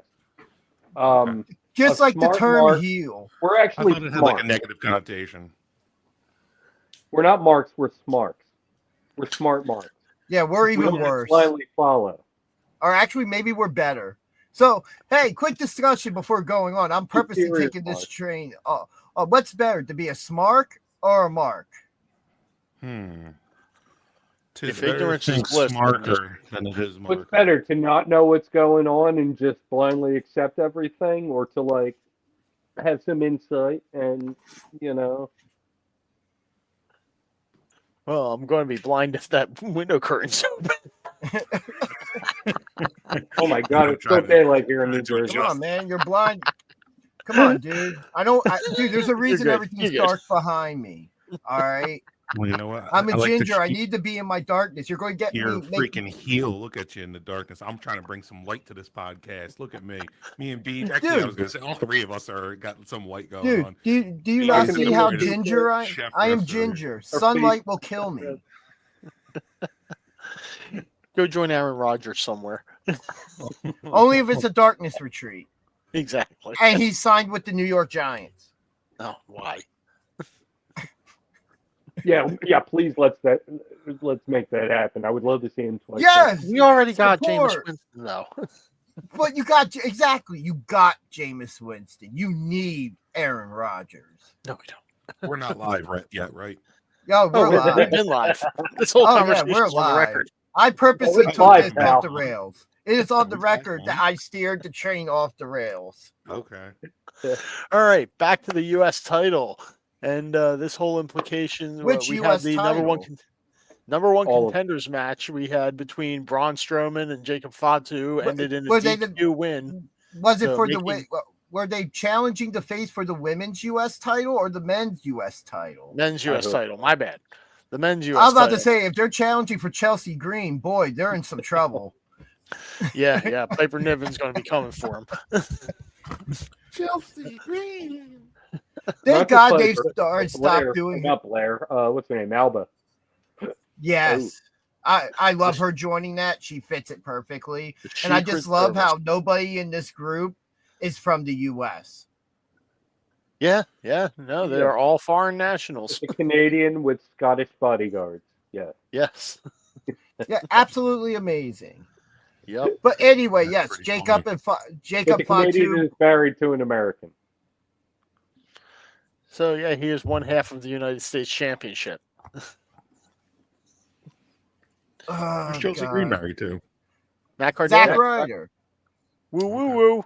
You know it. Or sorry, Matt No, Cardona. Zack Ryder is. Matt Cardona. Uh, He was an edgehead back in the day. He used to Was tag team with what's his name in the system? Kurt Hawkins. Joe Hendry wrote a song about him called him Edge's bitch. about 8 I years did ago, see Kurt that, Hawkins was on that like a Hendrick losing promo. Hey, streak. you just learned who Edge's bitch is today. Good for Well, you. I saw the YouTube video. It's yeah. Mr. Chelsea Green. Oh, okay. It's the We'll first put man. them all together. It's the first man of the Women's United States champion. Yes. But anyway, to the Men's United He's States killing it in the championship. Indies right now. Yes, he is. So, all right, over to the men's. We've got we do have our number one contender thanks to a DQ, which Braun Strowman winning by DQ with Jacob Fatu getting disqualified thanks to his own family. So this just is leading up to more tension in the bloodlines. This is just going. Yes, we do need U.S. tag titles according to Jimmy Uso. Oh boy. No, I'll we tell don't. you what, that splash that Jimmy Uso did this week was phenomenal. That over the ropes, he landed that. He redeemed his bro. Yeah. Absolutely. So let's look at the U.S. title picture first. Do we see LA Knight losing this match to Braun Strowman? No. No. There's going to be a DQ. Yeah, most Yeah, likely. even if so, like Braun Strowman is not built up to be a convincing monster lately. He's No. like the monster that everyone just pummels. Yeah. Did you just pretty for much me. just call him the new Big Show? He's basically Sully. No, because he Braun has remained Strowman. face lately. Yeah, we're not there yet. Pretty soon, if Braun Strowman starts to Hold on. start Braun Strowman topping back and forth. Does go heel face a lot. It's Braun Strowman all around. Well, he's Braun Strowman. No, it starts Strowman. off with them saying, "Get these hands." He's the big Stro. Get these hands. The big Stro. He's Big There it Braun. is. No, like build him up, make him unstoppable, or make him unstoppable, or else I'm not into it. Like I'm not convinced. I mean, in all honesty, how much I would love to see it be Jacob Fatu and LA Knight at WrestleMania. I really think with the dissension within that sect of the bloodline, that we're going to get Solo and Fatu, which honestly I prefer over Jacob and LA Knight. Nothing against LA Oh, Knight. definitely. We don't need to put gold on Jacob yet. No, that can happen. You could do that at the next pay-per-view at Backlash. Have him win the United States title and then Solo chase him for it. We could do it a year from now and just have him tear through everyone until he gets the opportunity. No, I think after But here's the WrestleMania, question, though. you Which get belt that do you give to him? to I give him Fatu. the U.S. Yeah. All of them. No, I started with the U.S. Redeem. I give him by himself the Women's Tag Team Championship. The Divas champion. Divas. 24/7. 24/7. The I-95. No, that's our Yeah. truth. But no, I would put the U.S. title on him because the WWE Championship storylines, pending on what happens, if Cena wins or even if Cody retains, I have a feeling we're going to see a major shift in it, where now Cody, either way, will probably they're going to make out to look weak coming out of that match, win or lose, and vulnerable to finally lose that championship. Plus, if you put that U.S. belt on Jacob Fatu, you can just run months of stories of people trying to run at him and take it off him and failing with that until finally, like maybe a year down the line, even someone finally does it. Like you've got months of story to work with Jacob Fatu as U.S. champion. So agreed. So Because then you get yourself up to a Roman versus Fatu next WrestleMania, you know? yeah, that's what I'm saying. But somewhere's in the middle of that, Jacob Fatu can win the United States title, lose it, and then maybe go on to become WWE. Well, Jacob Fatu's the one to dethrone John Cena. That'd be awesome. That would Like be that- interesting. The Rock goes to the most crazy member of his bloodline. Oh no. I think Jacob Fatu would be the one person to be like Jay, how Jay was, and completely separate himself. Because if anybody doesn't need the bloodline, it's Jacob Fatu. Yeah. Jacob that's, Fatu is a legitly established name, and any wrestling fan who didn't know who he was before he went to WWE learned really quick. Which is why Who's the crinkling other rappers? I hear crinkling rappers in the background. that's the misses. Who you hear Danger, crushing? You better have enough to ice share with the cream class. Danger. My bad. But no, I could see Jacob Fatu by next year being in the World Championship picture on any show. Now, do we think, as far as Solo goes, if he and Jacob humbles him, does that send him back under Roman's tutelage or with his brothers or anything like that? Do we think?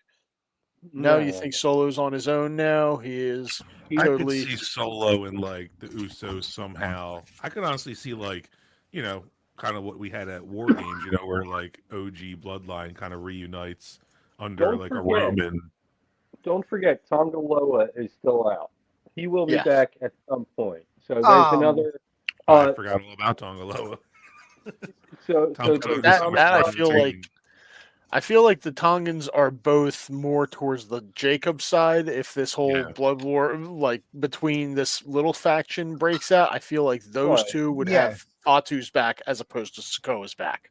And I heard this week that Hikuleo will be debuting after Stand and Deliver in NXT. So Alright. there's a potential other Bloodline member.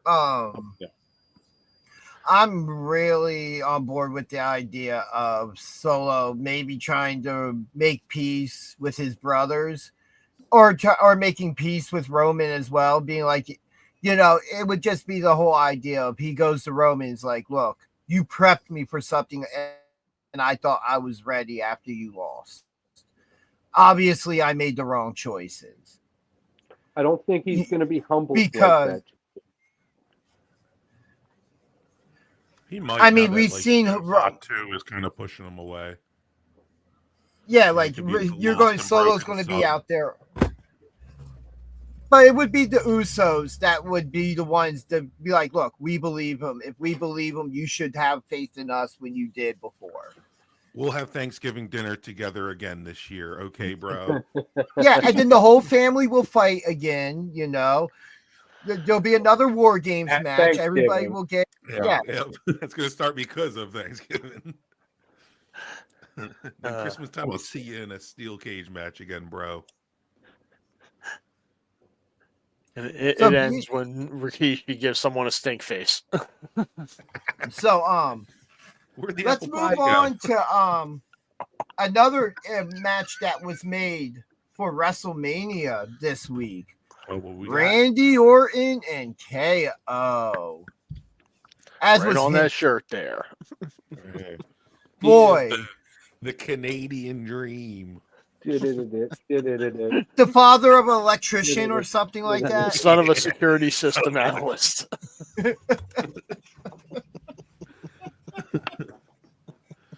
But yeah, boy, after that promo this week, I'm really looking. Yeah, this is an Orton we haven't seen in a while. I'm all for it. We're seeing the Orton that KO's getting his head kicked off. I hope so. I hope they don't set it up and then once again clickbait it. Yeah. I mean, if you're going to tease it and then have it finally happen, let's not overuse it to where Orton's kicking everybody's head off. Yeah, not yet. And then we see it at WrestleMania, and it has no pop because you already. It's a banned move, so I don't think he's going to use it until Mania. Yeah. So is the package. So is a pile driver. But apparently KO's right for doing that. Oh God, I hate this. They're going to make it a finisher match, aren't they? Oh. I mean, is it every I've match seen that really a video finisher before. match though? Isn't it No, usually the guy because that hits his sometimes finisher Spamming wins? the right stick. Sometimes you see a finisher hit and not get the 3. It'll be like CM Punk versus Seth in the steel cage, where it's just finisher after finisher. Oh, Well, it's not an Iron Man finisher match, but I'm getting ideas for 2K. Okay. yeah. How many finishers can you hit in an hour? I think this 30 match minutes ends in. up. Oh my god, I'm never playing this game again. Sorry. I do feel like this match somehow does get a special stipulation added to it, though. I Yeah, don't I think hope this so. is just going to be the typical one-on-one match. It can't be. Well, You if know- it's gonna be like a no DQ, then like clearly Sammy's gonna come out. Like they have to have him involved. I Do don't they know- though? I don't don't think Sammy know has to about be involved. Well, KO just package pile drivered him the other So he's the other out. month. So he's out. He's been out. So like that'd be the perfect time to have him coming back, kind of like exactly where like Orton came back during the last PLE to go after KO. Yeah, but they typically don't because do. of Sammy. They typically don't do that at WrestleMania, though. I get that, but like they kind of built it into the that part of the storyline now. I think they might hold RK. that off for the night after. Okay. Yeah, I could like. That's what I would see more is the Sammy return after than it happening at. Maybe he shows up He after would the get that match. big ass WrestleMania pop. That's all. I mean, maybe you looking out have there him for. show up after the match, but he doesn't show up during the match. Like, but the idea if they do put a special stipulation on it, like, I would say you put them in the Hell in a Cell. So works. Or Wow. Like, a last man standing match. I'm looking at the idea to try to prevent the idea of somebody actually interfering in the match. And Hell in a Cell, it happens, but it's rare we actually get somebody going into the cell who's not Sammy- supposed to be. Sammy Sammy will be Zayn. beneath the ring, dressed as his luchador costume. El Generic. Yeah, El Generico will come in and destroy KO accident. Where'd he come from? Who is this masked person? It'll be like just like We've the never Chad seen El Gable. Generico. Well, El Generico is dead in Oh, continuity. In Look continuity, in at that kayfabe continuity.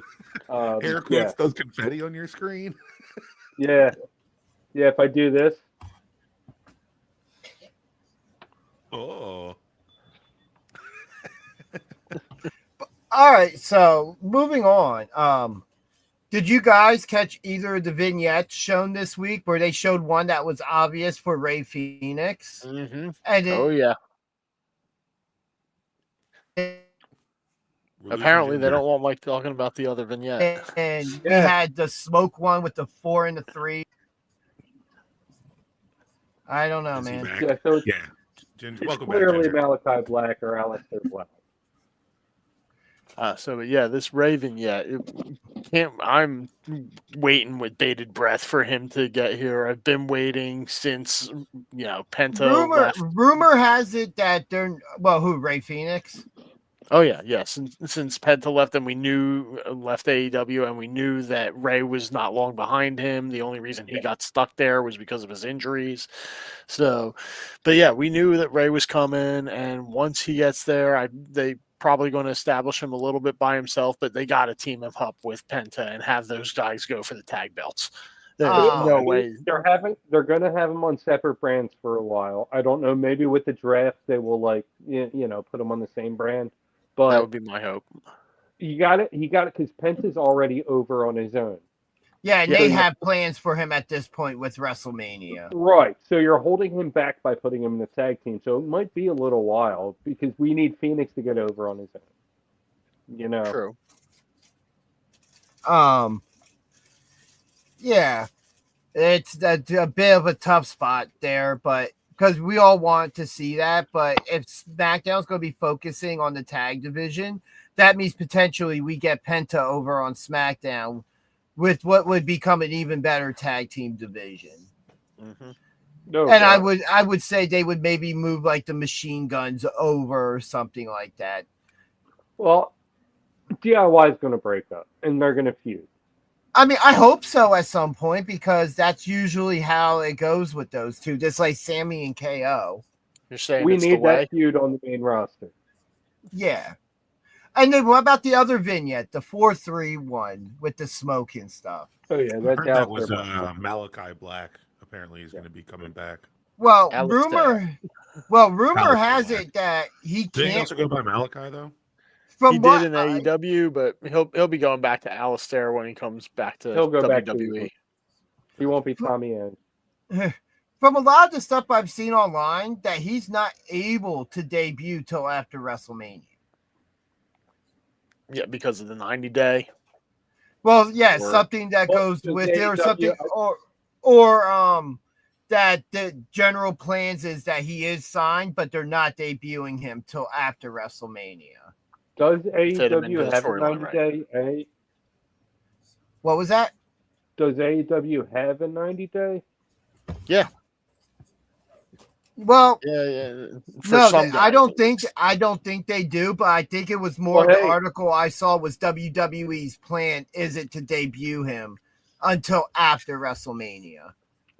Keep in mind, Malachi Black, there was a paperwork error, and somehow he only had a 30-day when he got fired from Yeah, WWE. because they forgot to update his contract and that part of it from an NXT talent contract to a WWE main roster contract. Same thing happened with somebody else too. Adam Cole.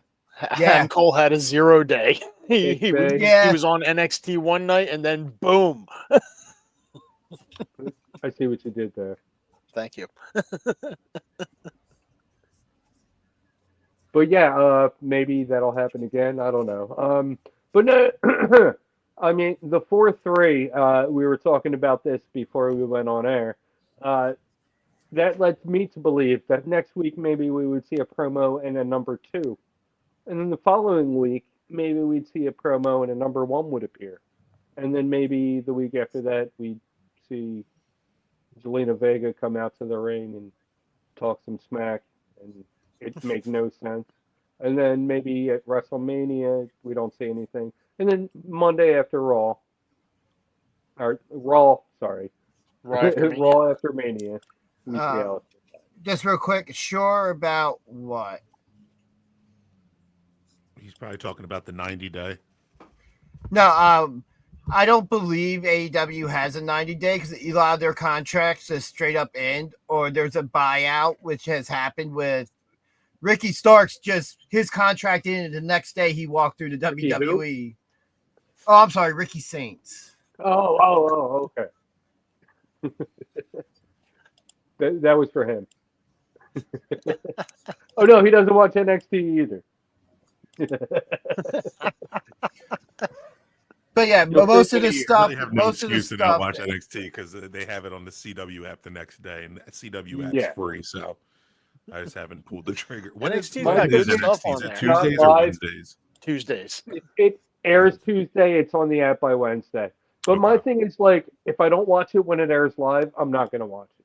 Chances And are. that's kind of my whole thing. Like, if I could find, if there was a spot for me to watch AEW that, like, I already pay so much for all these freaking streaming apps. It's like I don't want to get cable too, but I want Do to you watch have Max? AEW. Do you have Yeah, Max? No? Okay. No. That would be another one you'd have to add then. Why is it so- on there? Yeah, I they're think on they're that, on Max.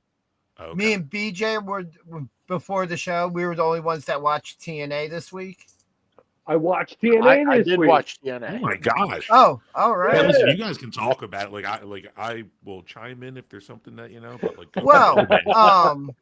Oh, there's I- Don't hold crossover. me, yeah, because that we had Lash Legend and Jakara Jackson from Metaphor, and also Tatum Paxley and Gigi Dolan crossed the line over to TNA to challenge. Well, the issue challenges to By Elegance, who just won the Knockouts Tag Team Championships from Spitfire at Thanks Sacrifice. to the personal concierge. Yes. Right. And it looks like that's getting very interesting over there. Yeah, the women's tag division there, and the women's tag division wasn't the only ones affected by some NXT crossover in TNA this week. We also had we had some action in the men's division as well. That was more of a surprise even to Santino. Like, he went back and chastised Ariana for it was a surprise. I don't like surprise. Love Yeah. Santino, man. He's funny. Oh yeah, he's been killing it in TNA. Oh yeah, yeah. He's the head of authority. the head And of it. the Northern Armory and the Rascals put on a great match this week as well in that tag team division. They did. Yeah, that was a really good match. Yeah, Rascals coming out on top in that one. Yeah, which is impressive given a defeat to the Northern Armory this lately. They've been on a tear. So, but the Rascals, they are the Rascals, and they just had the better night. Oh, and we had Chavo Guerrero Jr. on the show this week. Chavo! Really? Yeah, he was part of one of the talking segments with AJ Francis and Casey Navarro from First Class called the First Class Penthouse. Mm-hmm. And did anybody AJ Francis, catch formerly Top Dollar? Hold on. Did you catch what AJ Francis threw the shade out there referencing Dominic as the better Guerrero? Yeah, the better Guerrero. Second best Guerrero. Oh, man. Jeez. Chavo's like, the jury's still out on Dom. Oh, God. And Chavo's the one that said it, just made it that much better. And then next week on TNA, we actually have Chavo Guerrero tag teaming with the Laredo Kid and I think Octagon Jr. against Frankie Kazarian in First Class. Should be a good match there. So I'm happy to see Chavo back and being in the ring there. He was my favorite character of his, also his most controversial one.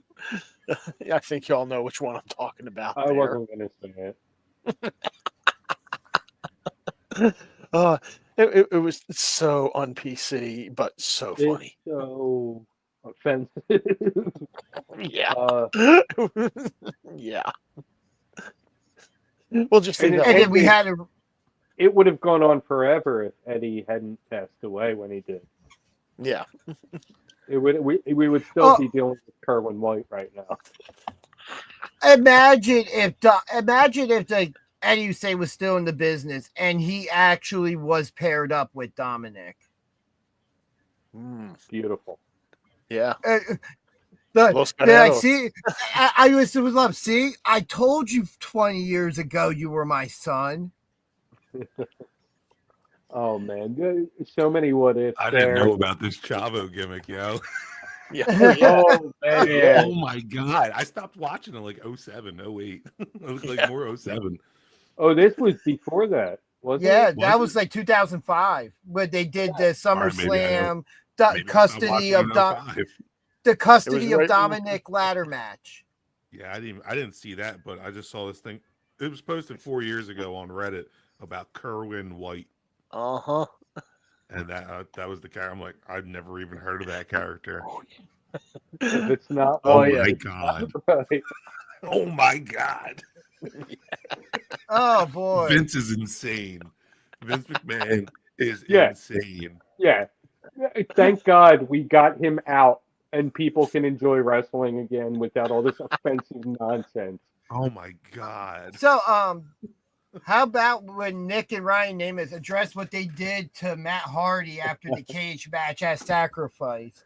Ryan Nemeth has finally figured out a way to become relevant. Maybe Hendry will have a 15-second song to write about him. Yes. Hey, Ryan Nemeth has finally convinced his big brother to do the right thing. Oh, boy. Had Leon Slater coming out and confronting them about it. Well, honestly, I'm kind of looking forward to that Nemeth Brothers tag team match with the Hardys. Yeah. Oh, yeah. Brothers versus brothers. Yeah. I mean, I would say that they're probably not the best brother tag team that any of us may or may not know personally. Yeah. Yeah, it's obviously the Dudleys. Factual. What about Edge and Christian? You think you know them? You think you know them? But yeah, TNA was a really good show this week. They had a good main event with Joe Hendry and I think Elijah. They took on the system, Yep. right? Yeah. Yes, yeah. they did. Yep, Yeah, Eddie great Edwards and tag Brian match. Myers. So, and yep, The Joe guitar Hendry wielding gets the maniac pinfall win. came up victorious. Yeah. And then we still have this Mustafa Ali and Mike Santana thing going. Yep. Yeah. This I like this angle that Mustafa Ali has. I like Tasha Steeles as his press secretary. Just the way they left the building in a huff this week after the match went down, and just refusing to take any more questions, saying he's done with Mike Santana. He's going to be the addiction that he never gets over. Yeah, just really just leaning into it. And yeah, this is not done. This is not done. Oh, not by any means. Oh yeah, we forgot to mention also in the crossover with the whole NXT TNA thing, JC Jane attacking Yes. Masha Slamovich That's right. Yeah. during That the Tessa Blanchard promo. That was Yeah. pretty interesting. Yep. So Tessa, she has come back in full force as herself, the bully that she is, and yes, yes, yes, I was BJ. like, what is BJ doing over there? Oh, yeah. The TNA crowd never forgets. No, Like a they do drunken elk. not. Yeah. So everyone's looking forward to Tessa getting some comeuppance at some point here. Yeah, at So some when- point, when- right? When do we see this comeuppance happening for her? Is she going to take this belt off of Masha first? And because that's all the way honesty, it seems to be tracking. Yeah, I could definitely see Tessa getting that championship. Like, especially since she's the reason in storyline that Jordan Grace isn't there anymore. Mm-hmm. You know, like, and that she's just slowly making enemies of everybody in the TNA locker room, which is why she needs NXT help. It's not even And, slowly. And isn't her dad's 90 day almost about up? Think so. Oh boy. In all honesty, though, just in fantasy of any crossover that I would like to see, I would love to see a Tessa Blanchard Charlotte Flair feud. Yeah, generational. That'd be really good. Yeah, a Horseman generational. Like, there's legacy just within that because of their fathers being the Four Horsemen. That Yeah. would be True. Yeah, that would be interesting if they could figure out a storyline way to get Tessa up to Charlotte's level. Then sure, I'm all for it. Yeah, for real. Like, that's the It biggest would thing. take a You have to lot of make sure work. if I you're mean, going at to this push, point, they got to be they've able been to. keeping it limited to. Oh, sorry. No, At you're this good. point, they've been keeping it limited to NXT, so it would take a lot of work. Yeah, Charlotte did take that one quick little dip down to NXT again recently, but yeah, that was nothing permanent. She was just coming down there after her Royal Rumble win just for a little bit of pop and hype, and she was never going to challenge for the NXT Championship. That was just an appearance. So, yeah, you need to figure out a way to get Tessa up to main roster level. You can't bring Charlotte back down again. Well, no, it would just be the idea of that top name exposure for both of them, and that's something to where it can happen on either side. It doesn't necessarily, or you let the feud kind of bounce between both. You know, because they've done that with a couple things with NXT and TNA, which they've done a really good job with having stories bleed over between the shows to where almost to have the full scope of everything, you have to see both.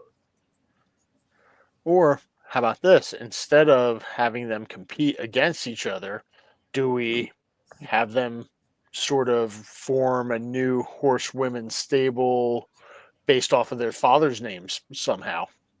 You get the two of them together, have them working together. Does Arn Anderson have any daughters?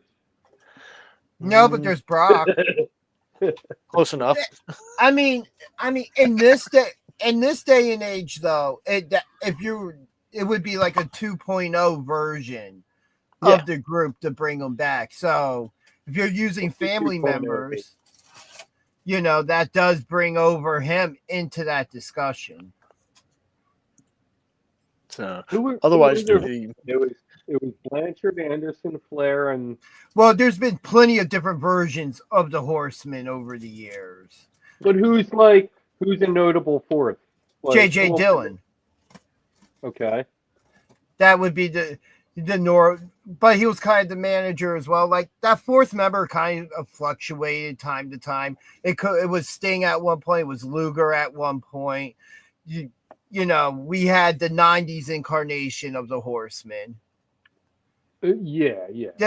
It's never been. Mongo McMichael was a Horseman at one point. So I mean, wow, that's a name I haven't heard in forever. Holy Chicago crap. Bears legend, yes. Yes. So Bridge Perry. No, but he was actually a G.I. Joe action figure. Yes, he was. Who I owned until about 8 years ago when I sold all my G.I. Joes. There you go. Cash in. Yeah. Show There me you the go. money. Oh, the G.I. Joe collectors will pay bank. G.I. Joe. You guys ever watch those cartoons on YouTube? The G.I. Joe. I watched the them as a kid growing the up. Funny, The Joe. Fensler Films overdubbed. ones. What are they, like, redubbed? Yeah. Oh. They're freaking hilarious. Pork chop sandwiches. Pork chop sandwiches. Exactly. I'm gonna have to Exactly. listen to that. Body massage. Body So, massage. I Oh my think God, it's time. Chef. Body massage machine. Go on. So, before we get it, let's get into our match of the week, and then we can talk about the upcoming Slammy Awards. Nice image. I like that. So,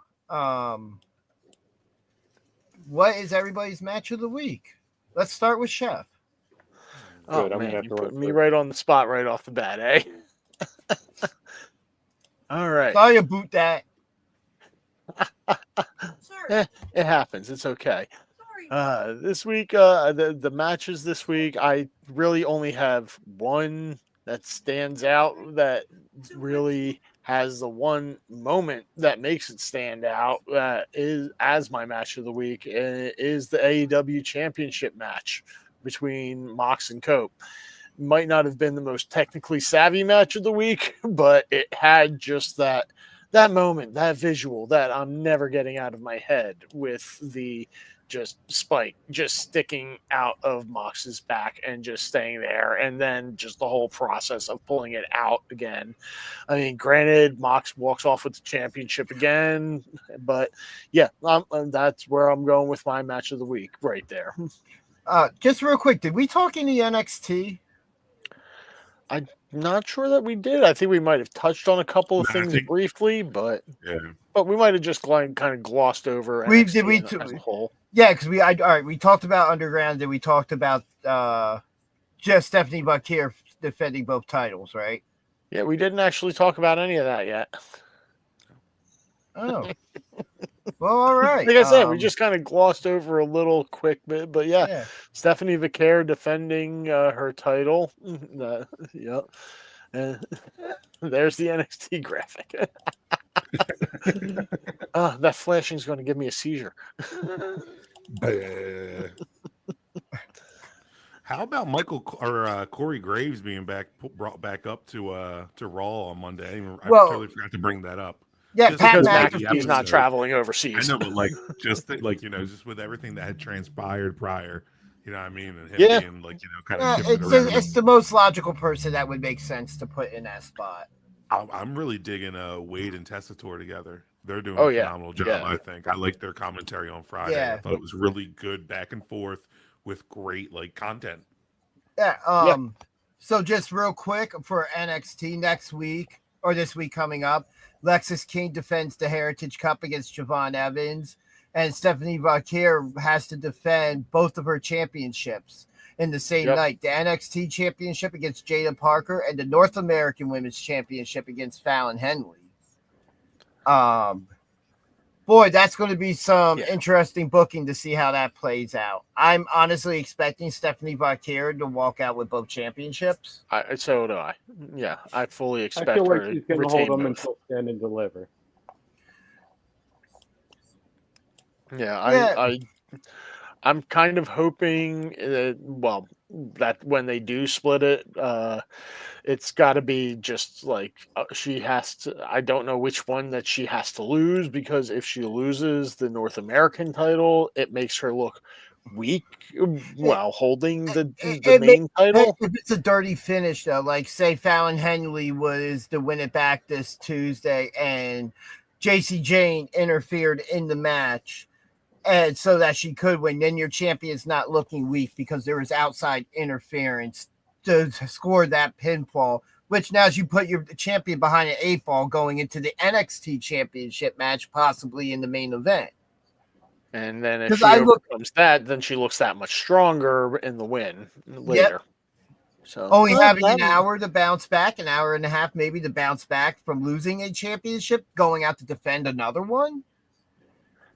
Yeah, because that would put a question of what headspace she would be in at that point, having lost already. So would she come back stronger, or would she just be like distracted by the loss earlier? So, but I don't think that's going to happen on Tuesday night anyway. I think that Fallon Henley loses, and I think that Jada Parker loses as well. So, but eventually, how do they get the North American title off of her while letting her retain that U.S. belt? I think, some sort of a dirty finish is the only way you can really go. But yeah, just wanted to get that in there real quick. All right, so. Sorry, I was looking up and deciding what my favorite match of the week was. So, Chef, what was your match of the week again? For as far as the match of the week, simply because of the lasting image that it left me with, I went with the Mox and Cope match. That just because of that lasting image of Spike in Mox's back. Basically, one spot is what I'm judging my match of the week on. Do we have the picture loaded up yet? Do we have it loaded up? No. We're not going to do that. And I thought about it. We're not going to do that. I don't want to. I'm making ground beef for dinner, so like delicious. So, BJ, I'm putting nails in it too. Nice. BJ, what is your match of the week? I'm also going to go Dynamite, and I'm going to go with the Dynamite opener this week, which was Orange Cassidy, Speedball Mike Bailey, Mark Davis, and Ricochet in a fatal 4-way in the International Championship Eliminator tournament thingy, yeah. It was such a good match. I mean, we got to see. I love Fatal 4-Ways just because, like, each guy gets to showcase, and, like, there's always that, like, big spot kind of feel to it. Like, it was a great match. I really enjoyed that one. All right. Mike, how about you? What was your match of the week that you watched? I think you and I have the same favorite this week. You had mentioned it earlier, but I've been torn. I've been kind of torn. I'm not gonna lie. More so, the Braun versus Finn match was like pristine for me. Like I liked it a lot. That was my favorite match of the week. But I was kind of torn between that and the Street Profits match versus Luis Garza. Yeah, like, they had a fantastic match. Yo, they've been stepping up hard. Like they're really building running up with this some fatal very exactly. So like I'm in contest, but my love of Braun Breaker definitely pushes me towards that match. But the Street Profits definitely. So I kind of have a tie for my match of the week. In reality, what do you got? the Intercontinental Championship match from Monday Night Raw Like that, everything just worked perfectly storytelling wise. The match itself was fantastic. You know, like they really told a good story out there. And then from the part 1 of Slam Dunk Collision from last night, I watched that this morning. Adam Cole and Daniel Garcia going to a time limit draw for the TNT Championship. I cannot catch Collision. I watched it on Max this morning because it didn't come on till 11 last night, and I honestly wasn't going to remember to watch it. But I mean, playing shows early, we're going to play shows late. Yeah, but if I have to pick, I was either driving one, home from a casino at that point last night, so not safe to watch while driving. There you go. But if I have to pick one of them, I'm probably going the Intercontinental Championship match for match of the week. It was just so good. But Daniel Garcia and Adam Cole had a great match this week for Collision. Like they really went out there and did their thing. That show, I'm going to say, being 1 hour, might be something AEW should consider because it felt like there was like the show just flowed better. And them giving it a hot start because of the March Madness tournament going was a really good idea. Because if that match had sucked, I probably wouldn't have paid attention to the rest of the show while it was on. Fair enough. Point. Yeah. But yeah, and then now, had you guys heard that the Slammies were announced this week? I had Did no not. idea. Yes, the Slammy Awards were announced this week. And I have in front of me, right here on my phone, all the categories with the nominees for them. There's about 12 of them, but we can chop it down somewhat. Actually, I don't know. They're all really good. I was going to say, just rattle them off, you know what I mean? Yeah, man. All Just right, hit us with the lip. I'll start with Female Superstar of the Year. The nominees, Liv Morgan, Rhea Ripley, Bayley, Nia Jax, Tiffany Stratton, Chelsea Green, and Io Sky. Rhea Ripley. Chelsea. I'm going Liv. We know who Miss Danger Ginger wants. Yeah. You know, my choice is Chelsea right now. She has had a phenomenal year. You know, Rhea stayed the course, lost the belt. Chelsea has done nothing but win. You know what? I want to go Chelsea Green, but I think Nia Jax, Female Superstar of the Year. Yeah. I mean, she Wow, did hearing that out of you is amazing. Queen of the Ring. Like, yeah, look at all her accomplishments throughout the year. Yeah. Queen of the Ring, the Crown Jewel tournament. Yeah. That where she made it to the Champion finals for a of minute. that. Yeah, she had the championship. It was Like- such, like my vote's Liv. I think Liv had she had the championship. She had the Saudi belt. She's now tag team champion. You know what I mean? Like she's had like 3 or 4 belts this year. I definitely would say that they're 1 and 2. In either direction, because I can agree with you because you just made the same case for Liv that I made for Nia. And their paths did sync up, and with Liv picking up the win at Crown Jewel. But they were both world champion, and they were both heavily featured on their respective shows throughout the year. Yeah, I feel like Chelsea Nia, Green like, would be my third. dithered away a bit. What happened? I said I feel like Nia's kind of dithered away a little bit. They haven't really been utilizing her Ever as since much. she lost the belt, she's kind of faded out. Yeah. Yeah.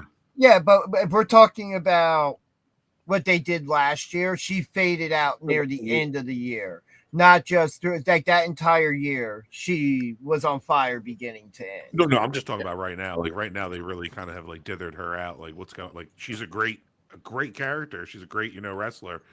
Like what the heck? Like why isn't her? Because now since it's WrestleMania, some people have to step back for them to have to properly push everything for the biggest show of the year. There's always the Andre the Giant Battle Royal. Yeah. And then, all right, so let's move on to Male Superstar of the Year. The nominees are Cody Rhodes, Roman Reigns, Gunther, CM Punk, Damian Priest, Drew McIntyre, Jey Uso, and Seth Rollins. Yeet! Cody. Gunther. What's the category? What's the Miss title category? Superstar of the always year. gets her vote in before anyone else.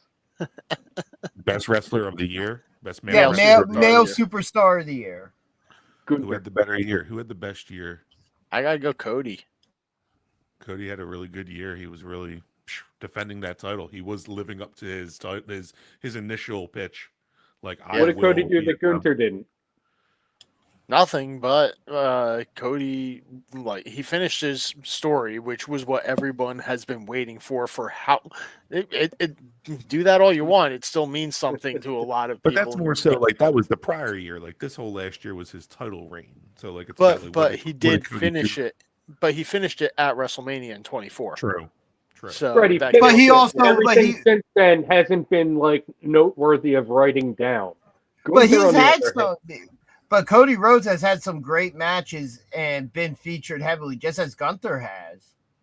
Yeah. Is that what the debate is between you two? But I don't feel like it's like between Gunther's been Gunther having, and like, Cody. stupid matches Yeah. lately. You know what I mean? They were like, oh, let's throw this random person against Gunther, the Axiom guy or whatever his name was. Well, It he's was from the Spain. hometown Gus- thing. The hometown thing. Oh, okay. Yeah, and But then they Axiom. were like Otis gave Gunther a great run. Excuse me, honestly was like, sir. yo, Excuse is me, Otis sir. gonna win? He did. Excuse me, sir. Don't be disrespecting Axiom like that. Yeah, Axiom's but actually a Gunther's so really good, good he made talent Otis in look good. NXT. He's I don't one know who half he of is. the NXT Tag Team Champions.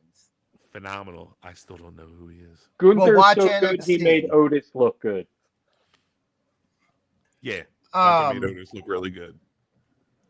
I mean, if I'm looking at this, like CM Punk was injured for the beginning of the year. Right. Roman Yeah. Reigns was out for a good most part of of the the year. Precisely. Yeah. Drew McIntyre, I think I could make a case for. There's You know, no he's that been list. featured in a lot of things. Jey Uso had a really good build leading up. It was just a lot of losses to Gunther at the end of the year. A lot of But- losses when it mattered. Yeah, but these are also voted on by the fans mostly, the Slammy. So if I'm going by what they would do, I think Jey Uso. I know it's voted on by the fans that Jey Uso will win, but Yeah. this is the logical choice from a non-Mark and a Smart. You know, and Seth Rollins, I mean, he's up there too, but not number kind one. of hard. Like, He talked a lot. I'm going Drew. My vote's Drew. I'm sticking with Cody. Yeah, Gunther. how much I want to say, how much I would want to say Jey Uso. R-Truth. You know, I have to agree and honestly say probably Gunther is Akira male Tozawa. superstar of Alright. the year. Like, that We got seems two like for Gunther, and two Now- for Gunther, one for Drew, one for Cody. now this Gunther. category only has two nominees: Social Star of the Year, Chelsea Green, or Drew McIntyre. What was the Ooh, that's closer than you think it is. what was Say the that one more what? time. Social Star of the Year. Mm. Like for their social media presence, everything Yeah, that they I'm put up going there. Chelsea Green. Yeah, I don't it's know. a Drew, real. Drew's So Drew's a whiny little baby on social media, so you know. I love him. Like Drew's my dude, but like, yeah, my man types like a 13-year-old in his diary. And then, if Chelsea now- posts bikini shots, my vote's for her. yeah, I definitely think it's Chelsea all the way. Yeah. Like, I'm voting with Chelsea too. I just think it's closer than we think it is. oh, I mean, I agree, but I just think that in the end, it's Chelsea. Yeah. So next category is Breakout Superstar of the Year, and the nominees are Braun Breaker, Lyra Valkyria, Penta, Oba Femi, Julia, Tiffany Stratton, Jacob Fatu, Chelsea Green, and Stephanie Vakir. Okay, I'm taking Those are Chelsea all off great that selections. list. I I why don't would count she- Chelsea as a breakout this year. I feel like she's Yeah. broken But that's- out. Like but- Well, she Yeah, broke her wrist a couple times. She returned at the Royal Rumble last year. That was when Mhm. she made her return, and then she entered was the it? Karen character and took off ever since. Like, she started the year off on fire. Right. I don't think this was the year that she necessarily broke out. I feel like she has been broken out, and this year just kind of expanded it more.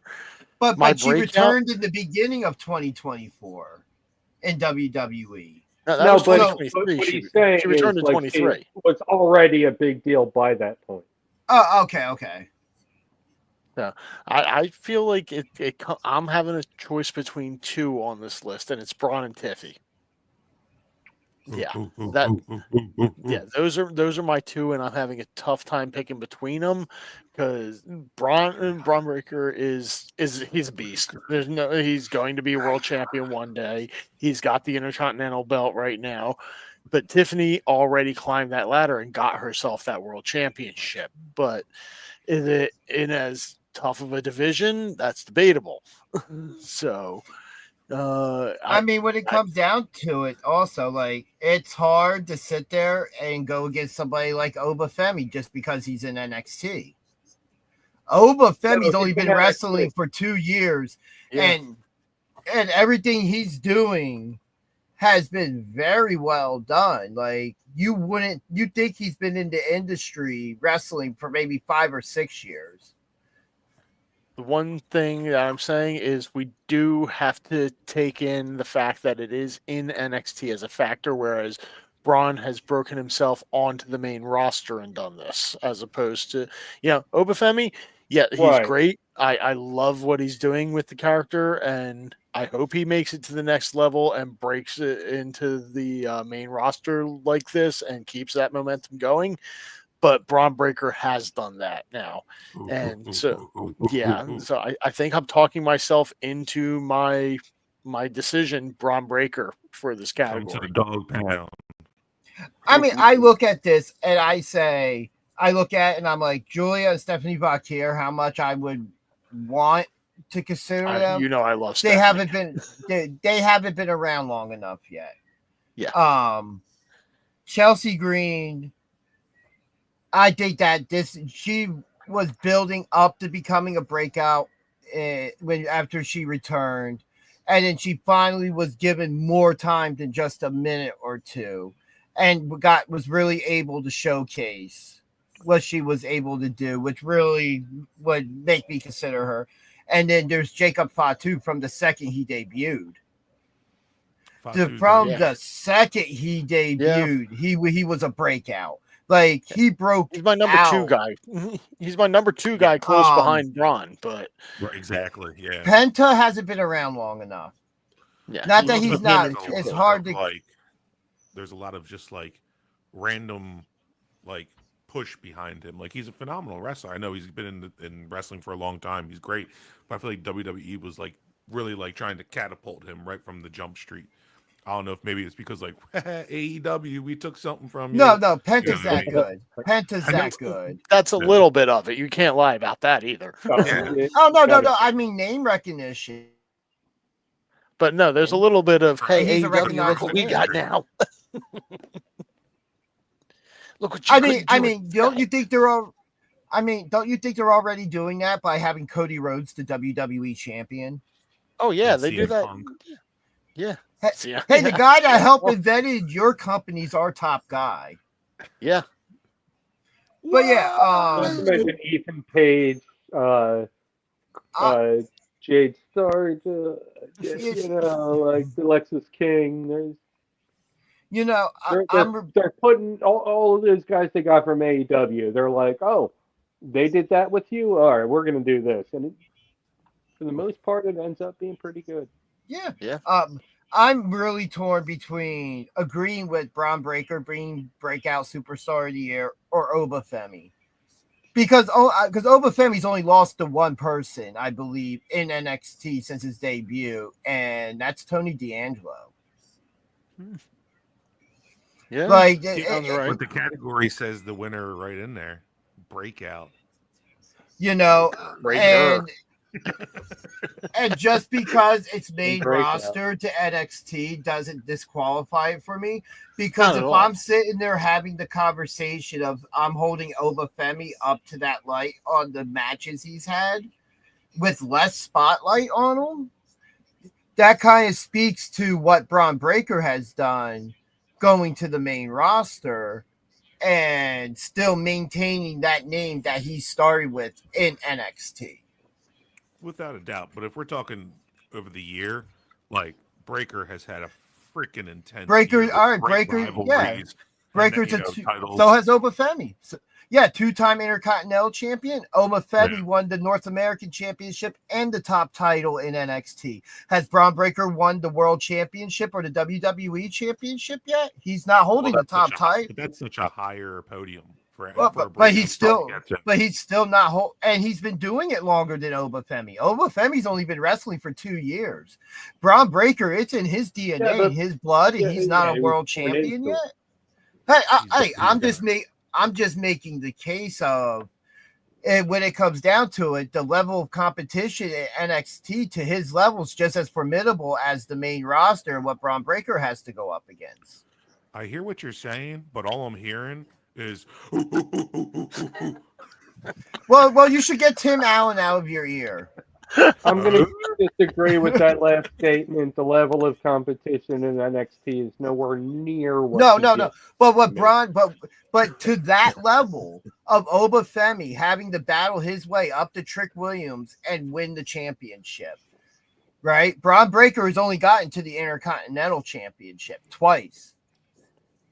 He hasn't made it to that next Intercontinental level. Championship is another level above NXT. Yeah, that's definitely like a step or two above. But I'm talking to the level within NXT. I'm not comparing the level of competition in NXT.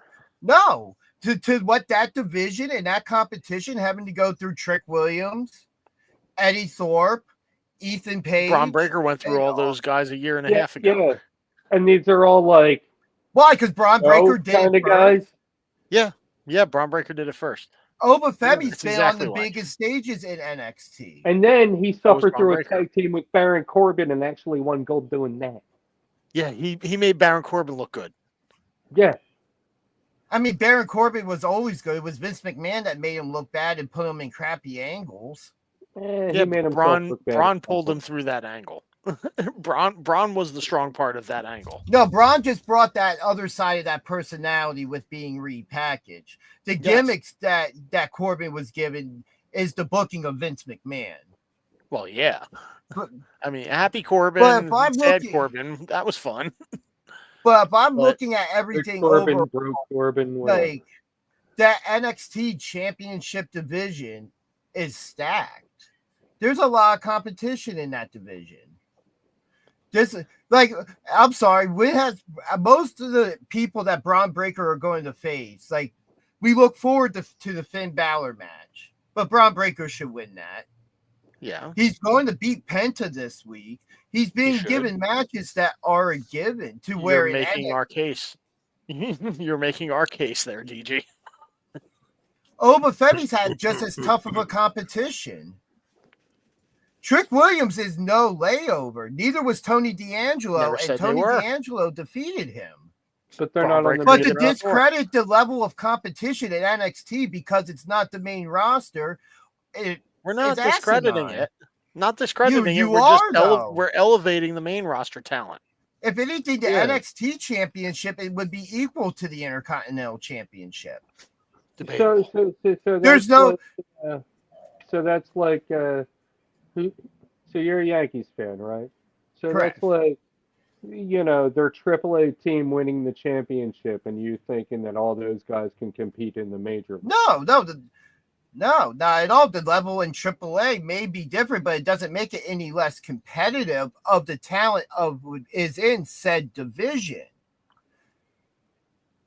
The talent in the NXT one or two division, of those guys can like come up and you know like the level of talent in the NXT Championship division is just as competitive as the Intercontinental division right now. If Oba Femi were to have the trajectory this coming year that Braun Breaker had, if Oba Femi has this trajectory for next year, he winds up where Braun Breaker is this time next year, I'll put him as the breakout star. Right, absolutely. Yeah. Oba Femi defeated a former world champion just a couple of weeks ago in Moose from TNA, who's also the current X Division champion. Which, if we're hold on. If you're going to give the Intercontinental Championship its prestige and hold it to have it elevated over that, he just beat somebody whose championship is also over the NXT Championship and the X Division champion. I'm not putting. If I'm going to make my case, Oba Obafemi's winning you're matches right, in two but companies. Breaker's my vote. Your argument's great, but Breaker is Like, my vote. I wouldn't think put so. the I'm X going Division over championship Femi. over the NXT. No. Right?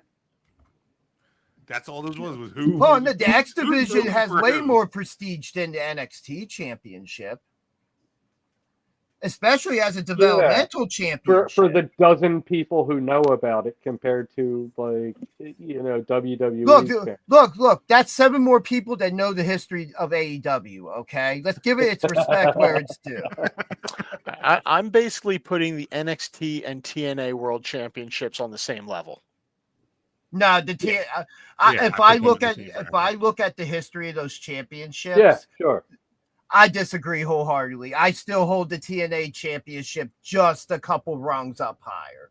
I'm not That's putting fair. them in the same thing because the prestige and the history Been of around the longer. championship. Both of them are still below the Intercontinental belt.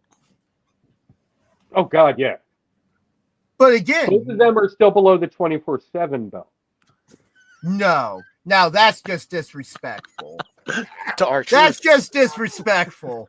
You get kicked off stage for that. He just got booted. Wow, I get bumped up. Oh, damn it. I'm back to the bottom. Oh man. But no, nothing against Braun Breaker. I just feel like I've been more emotionally invested into what Obafemi's been doing as well in NXT because Braun Breaker hasn't really been given the competition to truly shine holding that championship. He's had good matches, as the same argument that can be made for Cody Rhodes. Great matches, but now we're Jay. He beat yeah, Jey so Uso. Jey So Uso, the, Sheamus, yeah, after the Big. bloodline interfered. But none of those have been feuds. They've been single off good matches. The same thing you would say about the Cody Rhodes title reign. Doesn't need to be a feud. Yeah, nothing memorable. Yeah, I'm but gonna- that's how you get emotionally invested into it. It is by the feud and what's going on. If Braun Breaker is just going out there every week and Goldberging everybody like it's 1997, and it's not going I'll take anywhere. that. I'm fine with that. Yeah. But I the think emotional investment in Braun Breaker is just following him. Can he just be Braunberg now? Can we just get Braun Steiner? Well, Braun Steiner, at least yeah, he's man, had a he loss good. already. So So it's Obafemi. Obafemi lost to Tony D'Angelo. yeah, I'm just saying it's not Goldberg because he's had a loss. Yeah. Oh, okay. Yeah. But no, I'm gonna go Fatu. Going Fatu, okay. I like that. It's been a short time that he's been around, but the impact that he's made has been huge. He's over. The crowd loves him. I love you, Fatu. He has not won gold, but there is plenty of gold in his future. Absolutely. Breaker, being a second generation guy like Breaker, I feel that their paths are, please, wrestling gods, going to pass at some point. You know what? But I feel like he has made the bigger impact despite Breaker being around longer and having more dominant matches and not getting hurt. You know what? I can't say that I haven't seen a match where Jacob Fatu wasn't dominant in. And that's the same thing with all three of the guys we're talking about, right? Like, these are all three guys, regardless of where they are, who are absolutely dominating, which makes it highly debatable because it's any of not these three guys could win it. Yeah. Jacob Fatu, it's like almost, I said it last week, you put him in front of somebody new that's even anywhere close to equal size to him, you're like, I want to see this match now. Yeah. Like, it's just like, I want to see Jacob and Braun Breaker. Oh, yeah, absolutely. God, would that be a fast, hard hitting match? You know, Mhm. I think, Oh, and yeah. then if you were to put them in, say, in one of the mid card divisions, and then you bring up Trick Williams, and then eventually Oba Femi, the future of the World Heavyweight and WWE Championship divisions is looking very bright. Right. Oh yeah. Like, just as to the fact that we have an NXT star in this conversation for that breakout superstar of the year, who was there for the entire year, which was what made it hard for Julie and Stephanie Vauquier for me not to consider. Because we know what their talent is. We know how good they are. We know what the future holds for them. But but to where the rest of these guys have been there the entire time. Mhm. You know, or have been there since right after WrestleMania with Solo bringing in Jacob. But it just speaks to the level of how these guys have been presented and how they're going to be presented going forward. Yep. All right. So next category. What do we got? Next, most memorable entrance. Is this an individual one-time entrance that happened, or yes, is it these like are just these are specific. specific? Entrance. Okay. All right. Cody Rhodes at WrestleMania. Okay. Jey Uso on Raw on the Netflix debut with Travis Scott and his smoking thing. Yeah. Roman Reigns at WrestleMania. The Rock at WrestleMania, which I would assume would be the night one entrance, which I just discovered they have in the WWE 2K25 game. Bailey at WrestleMania. And those are all the WrestleMania ones. Wow. And then we have Randy Orton at Bash in Berlin. Oh, yeah. Seth Rollins. Oh, I'm sorry. There is two more WrestleMania. Boy, WrestleMania. I was going to say, we're missing some glaring WrestleMania omissions here. Seth Rollins with the Mummers Parade at WrestleMania. That's the one I was thinking of. Sami Zayn in Montreal with Jey Uso.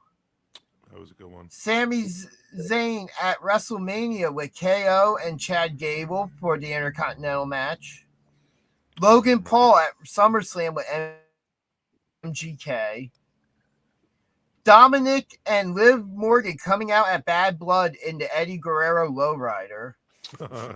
And then Drew McIntyre at Clash at the Castle. Entrance of the year. Mike, we'll start with you. I'm gonna go with Orton. That, you know, the entire audience singing his song. It was like that video I saw where Jericho was in a match where he couldn't use his theme song, but the audience sung it. Oh, that was in AEW. Yeah, against and, MJF. Like, that was like back when I was getting back into wrestling last year. Was one of like those YouTube shorts that I saw, and I'm like, I need to see the actual full video because it gives you chills as a fan. You know, I mean, like, wow, like everyone's just singing it, and that's how I felt like. You know, just getting fresh back into wrestling, I saw that with Orton and just how the audience was just singing his song. So, like, it was awesome. So that for me, hands down. All right. BJ. I'm not so much an entrance guy, but I'm an audio guy. And the crowd, you know, chanting along is something that's huge. You know, for me, I mean, because if the crowd isn't involved, then who cares? You know, no matter what motions you're doing, no matter what props you bring out, it's all about the music and the crowd involvement. And the biggest ones to do that right now, besides Jericho, and I don't even know if you'd even count him at the moment, are Sami Zayn and Seth Rollins. And I don't remember watching it and being like, that was a great intro. But I'm sure the WrestleMania Rollins crowd was on fire. You know what I mean? Like, like I said, I'm not an entrance guy. Like, give me the action. And so I don't remember a lot of specific entrances, but I do remember chanting to myself, whoa, whoa, a lot over the course of the year. I also, the Sami Zayn theme song, also. I love Sami's theme. I remember chanting that to myself. Whoa. So then what? So then what was your most memorable entrance? I don't know any Seth Rollins entrance. Seth Rollins entrance. Seth All right. freaking Rollins entrance. Chef, freaking Rollins. what is Alright. your? I am going with the Seth Rollins 41 WrestleMania 41 and 40 entrance in Philly. Just growing up in this area, the Mummers, having seen them all over the place that was forever. Yeah. That seeing that happen, and I knew someone was going to do it in Philly. I figured it was probably going to be Seth. It made sense with his flamboyant outfits and just the whole pageantry of the Mummers made total sense. It was a perfect entrance in my opinion, and Philadelphia responded exactly as they were drawn to. Yeah. So that was definitely my entrance of the year. I was having trouble remembering that specifically, but yeah, that imagery, like the Mummers, like I grew up with that, like that's a part of like who I am. You know what I mean? Not that I was ever a mummer or anything, but like just like I can see you marching down the street. Well, I do that anyway. So, for me, yeah. What about you, DG? It comes down to I have three that stick out to me. The Randy Orton and Bash at Berlin, that was this a really great moment to see. Reminded me a lot of AJ Styles in France. Oh my God! Yeah, you know, and the hype. Well, no, because that was the year. Wow, that should have been on this list because that was right after. You know what? I'm going to name off everything else, but that's mine. Even though it's not on this list, I'll pick one on this list. But that's my most memorable entrance. Was if AJ we're doing that, then it's Cody in France for me. Okay, that was a great one. Yeah, that was like now that as we're talking about it, and now I'm thinking about all of a sudden a couple other ones pop up, but France. Yeah, seriously. Yeah, let's give it up for Italy too. This past week. They were on fire. Let's give it up for Europe in general. Did you notice that the Italy crowd started doing that soccer chant when they interviewed AJ Styles in the back? Yeah. He just paused and just. But yeah. So the three, like I was saying, that stick out for me: Randy Orton at Bash in Berlin, the Dominic and Liv Morgan Bad Blood entrance. I really love that just because it's Eddie Guerrero. I was always a huge Eddie Guerrero mark. It was a very. How can you not be, right? Mm-hmm. How can you not be a mark for Eddie Guerrero? And then the Jey Uso Raw intro with Travis Scott. That crowd was hot, like one of these foreign crowds. So if I'm, but they were hot, and then they were like, "Yeah, I feel a little weird right now." Oh, I'll tell you one thing: they weren't hot and heavy, but they were probably light enough to float. I like the press conference afterwards. Hunter's all like, "Yes, thankfully Jay passed." But then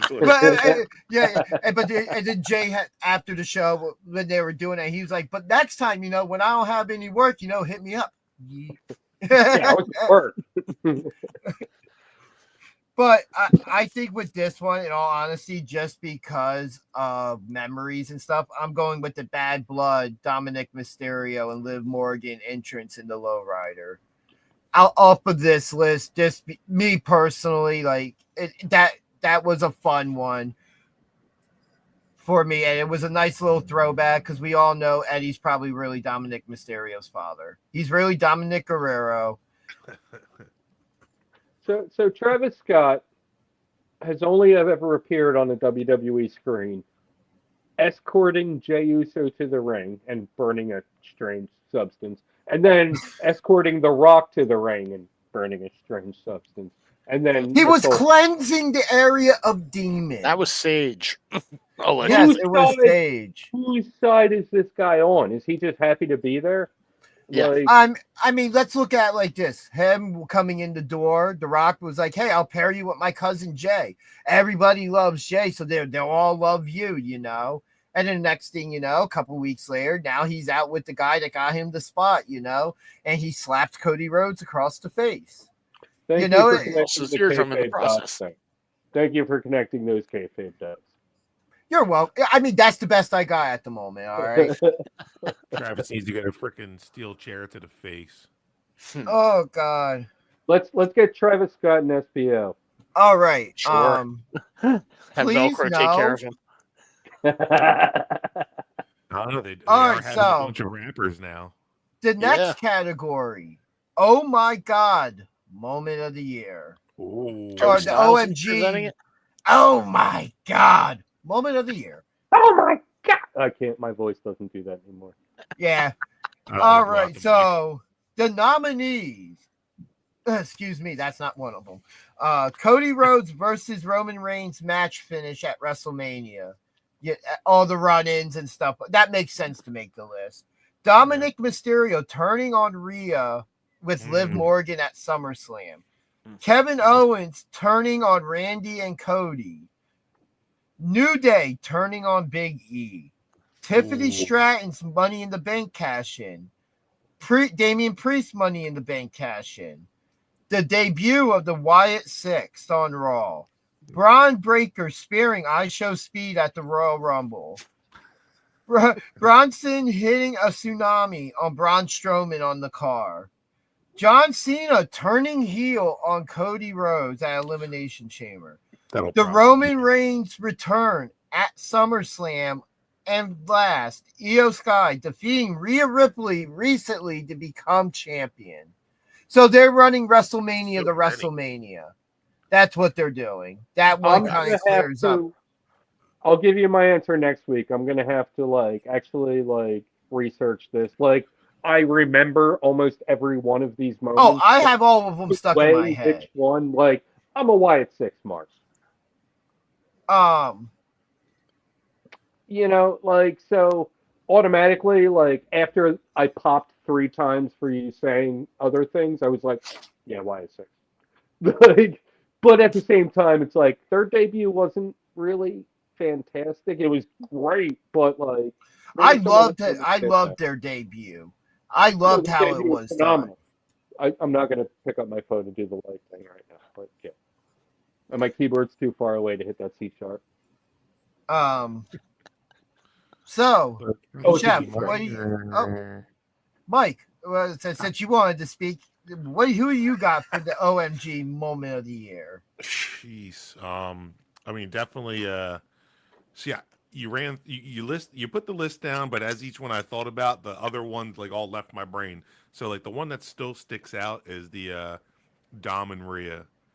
When they officially they led up to it, they were okay, this is. But when he actually did her dirty, it was oh Yeah. my god! It was a legit wow, they did it. Oh my god. I had as I'm reading them off, right? Because I had Yeah. already looked at these the other day. So I at that point I thought I had a decision on this, and then I'm reading them off again for you guys. And the two that really at most stick out to me is the Wyatt debut and the New Day turning on Big E. That New Day turn was awesome. It was They were brutal. building it up. That They were building it up, so it wasn't for me to oh my god, they were already kind of pushing them heel. So it was it was more of a oh damn moment than an oh my god. Like Cody Rhodes and Roman, we knew what that match was going to entail. We knew what Bloodline rules was, Everybody what to knew. expect. It was more of who than when. Honestly, my other runner up would have been. Actually, I might change my answer. I might change my answer to the Drew McIntyre WrestleMania event where Damien Priest cashed in on cashed him. Damien cashed in. Yeah, because I Blair kinda got saw- the title. Hey, 3 of us here, that wasn't the first cash in we saw that day. I'm just saying. yeah. Yeah. That wasn't, we saw 2 cash ins on that day.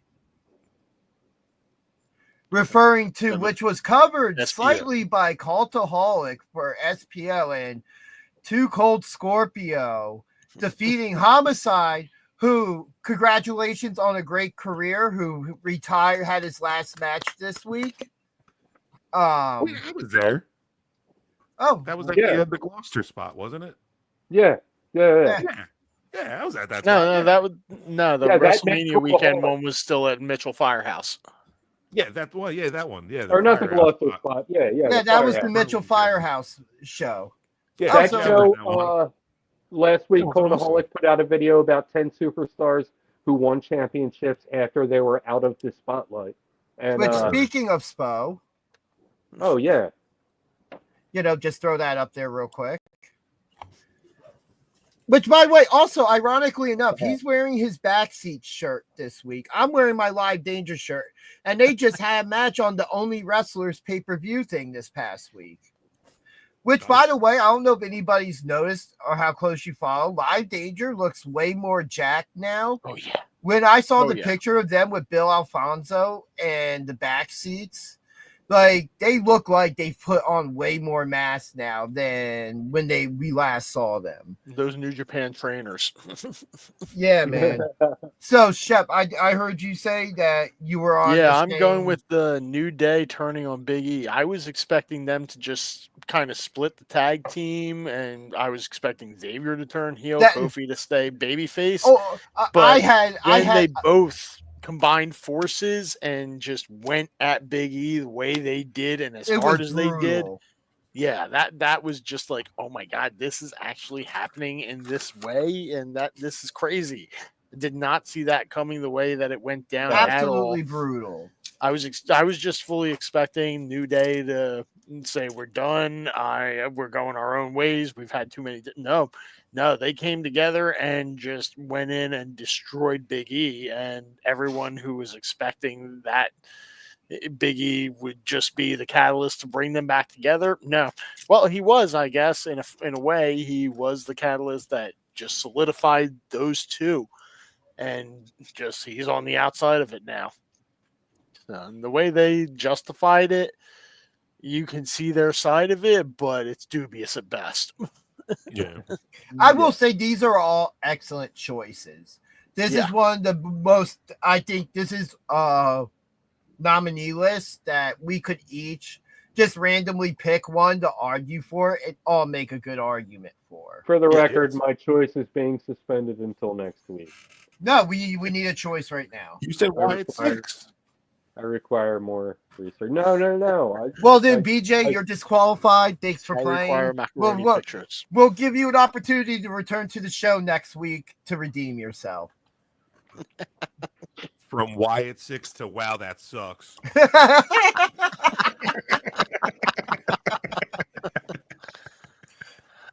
Shall we move to the next category? Yes. So the next category is Faction of the Year. And your nominees are the OG Bloodline, Eminem. Oh,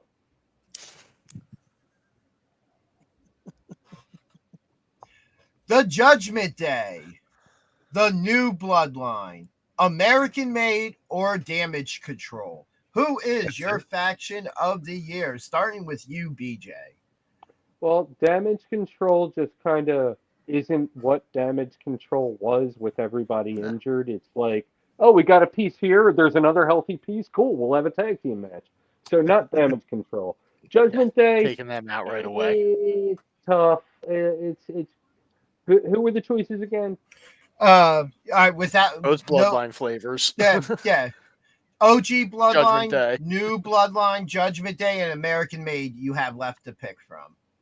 Okay, well, American Made, no, they haven't done anything yet. Although the Damn Priest is Americans. amazing. Yeah.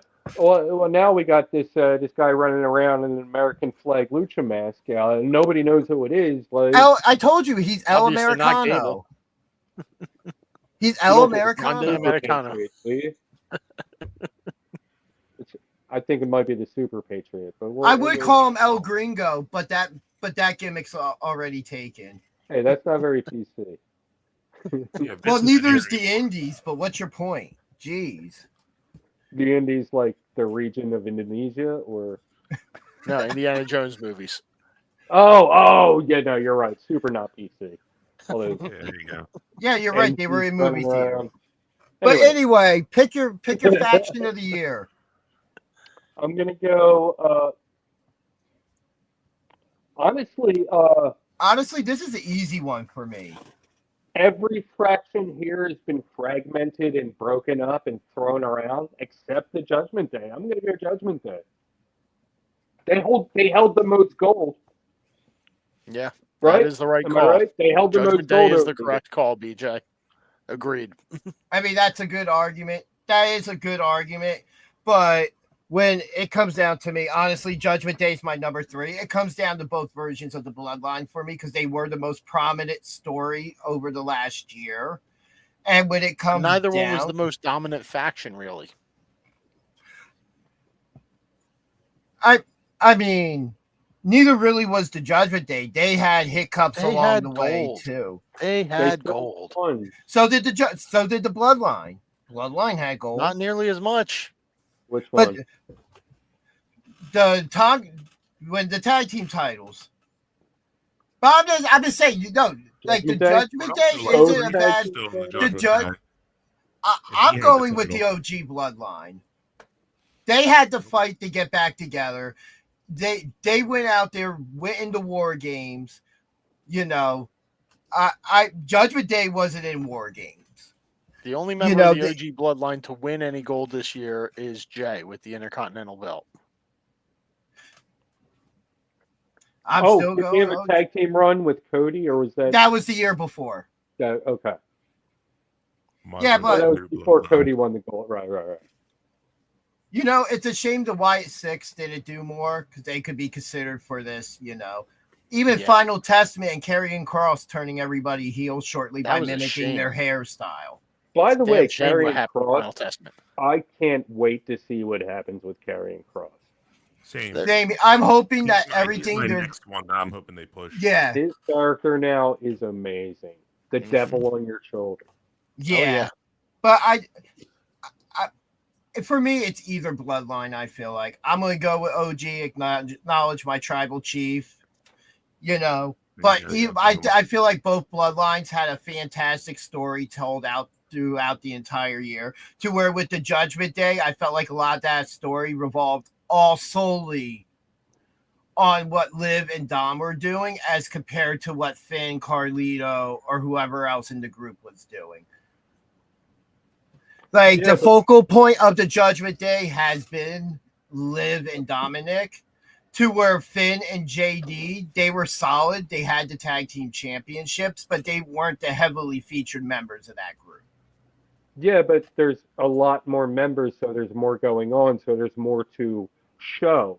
When it comes to the Bloodline, there was only either one of them. There was only one thing going on per event. With Judgment Day, you get 2, maybe 3. But the more exciting thing for me was the Liv and Dom, at least for me personally, as I'm looking at it. Like the most interesting thing to me was Liv and Dom. Everything that was going irrelevant for me.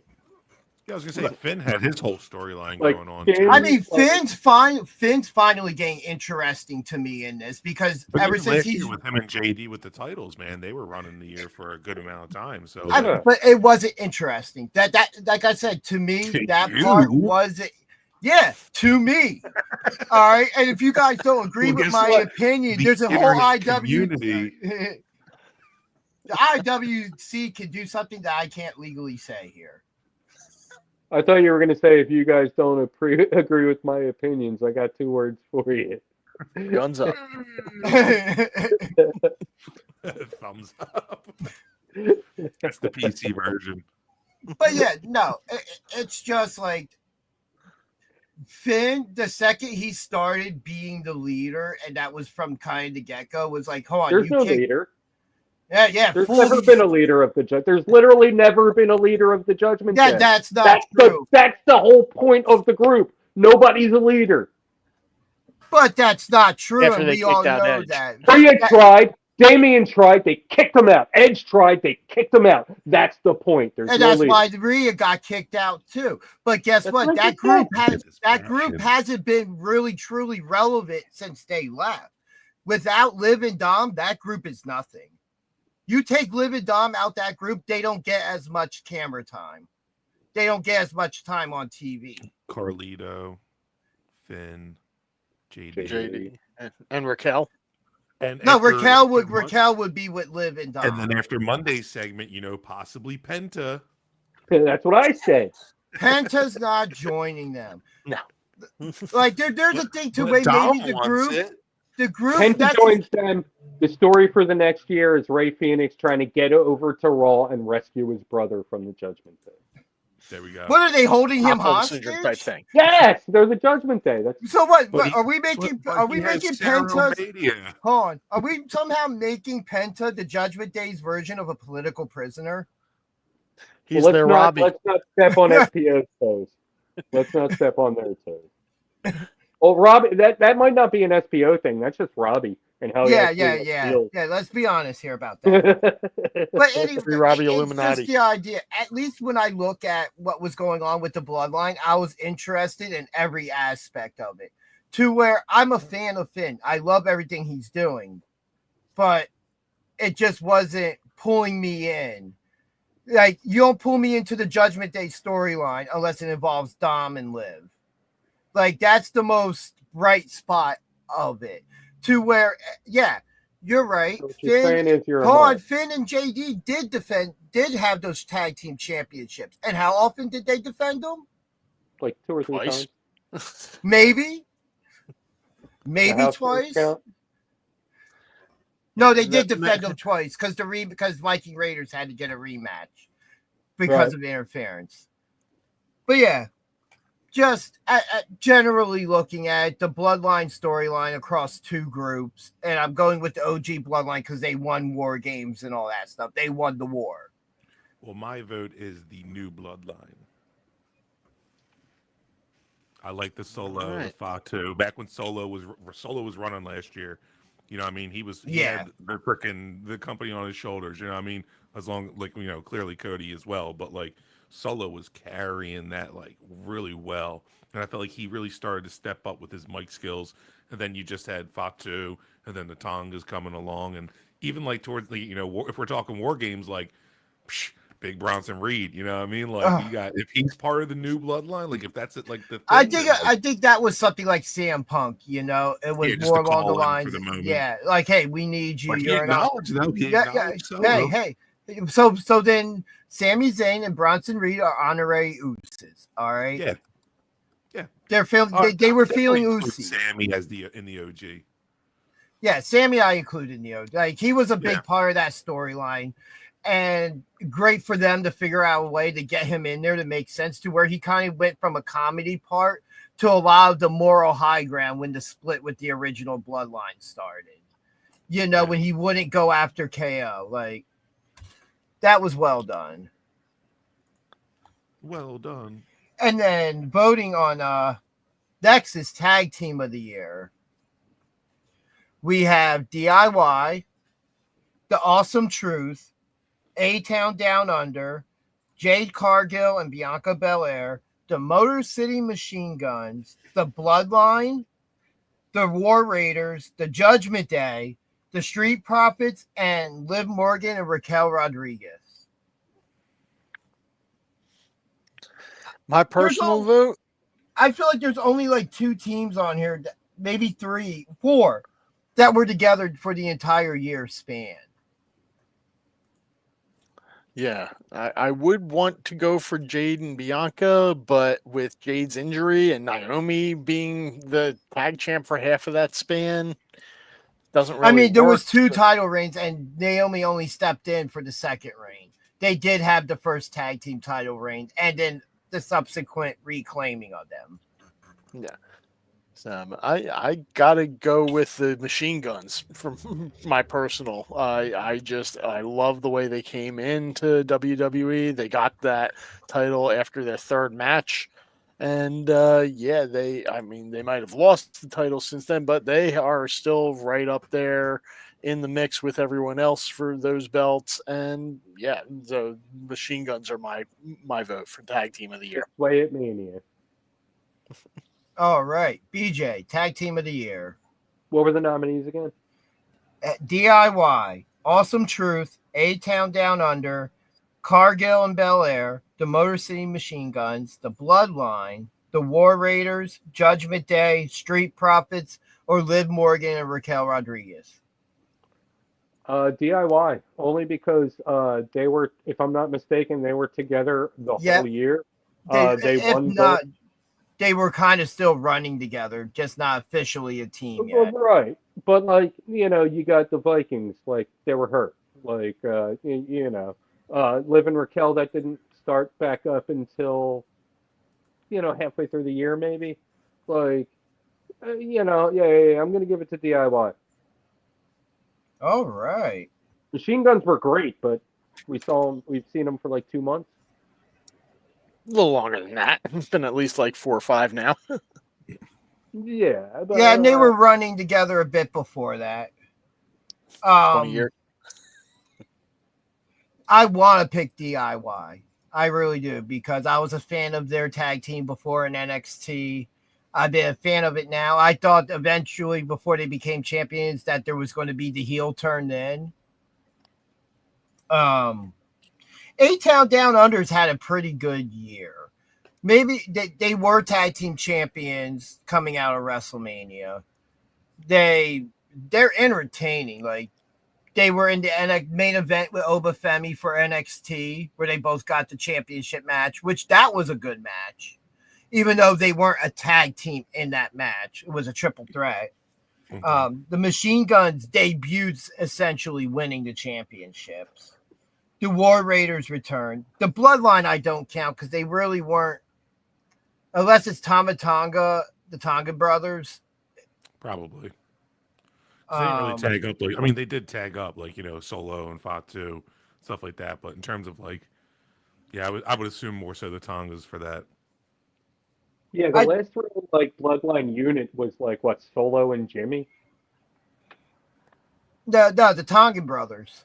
I mean, they but they didn't do anything really though. Like they didn't. Did they even have any matches? Yeah, they fought a couple. They did a couple of them, but then what's his face got injured. Yeah, because they originally dropped the tag titles to the Machine Guns. Yeah, it's not a low. Yeah. I guess going off of this, the the three that stick out to me are Cargill and Belair, the Judgment Day, and maybe the Street Profits, to be perfectly honest, because they had a really good year. There was a bit of the injury and the rebuild, but they've always been a hot team. But you know what? I'll go Cargill and Belair, and I hate to do that because I'm not a Belair fan. But they held those tag titles for the majority of the year. Cargill just ended up getting injured, and then Naomi stepped in. But for the run they had, it was a good run. So I think. Nice. For me, it's the Awesome Truth. It was just entertaining. I love it. I'll it go was with that. very entertaining. Yeah. That's But we my all knew only, there yep, was that's my only longevity. frame of reference. I was very entertained by Truth and Miz, and like, hell yeah, I wish it lasted longer. I understand why it didn't, but I wish it did. Yeah. So moving on now. How about we put a pin in these and hold the rest of them for next week? We've got more time. Because I'm going to be honest. Because I'm going to be honest, I won't remember last week, and I told y'all this was long, and I gave you the option, and we started it. I told you how be this long. Yeah, we've been on this for an hour. How many? Well, here's the thing. How many more are there? We're about halfway through, right? There's 4 more. 4 more. All right, we're let's more plow than through halfway through. All right, lightning. let's plow I've through been these 4 trying. quick. All right, lightning round. Yeah, Speed we all rounds. just say our answer and Speed move rounds. forward. All right, rivalry of the year: Punk and McIntyre, Reigns and Rhodes, Liv Morgan and Rhea Ripley, Damian Priest, Finn Balor, Kevin Owens and Cody Rhodes, Nia Jax and Tiffany Stratton, or Bloodline versus Bloodline. Bloodline versus Punk and Drew. Bloodline. Yeah, I agree with that. yeah, that's the big no. Not selling short any of the other angles, but yeah, like all of them were very notable. But yeah, Bloodline. Yeah. Okay, I think Punk Drew. That's for me. Okay. Yeah. Yeah. All I like right. that rivalry a lot. All right. NXT Superstar of the Year. Oba Femi, Roxanne Perez, Trick Williams, Ethan Page, Julia, or Kalani Jordan. Obafemi. Ethan Page. I'll go Oba. You know what? I'm going Roxanne Perez. All right. Yeah. Yeah, she has had a great year. All right. Match of the Year. Roman Reigns and Cody Rhodes at WrestleMania. Punk, Drew, Hell in a Cell. Roman Reigns and The Rock versus Cody Rhodes and Seth Rollins at WrestleMania. Liv Morgan, Rhea Ripley at SummerSlam. Damian Priest and Gunther at SummerSlam. Cody Rhodes versus AJ Styles at Backlash. The 2025 Men's War Game match.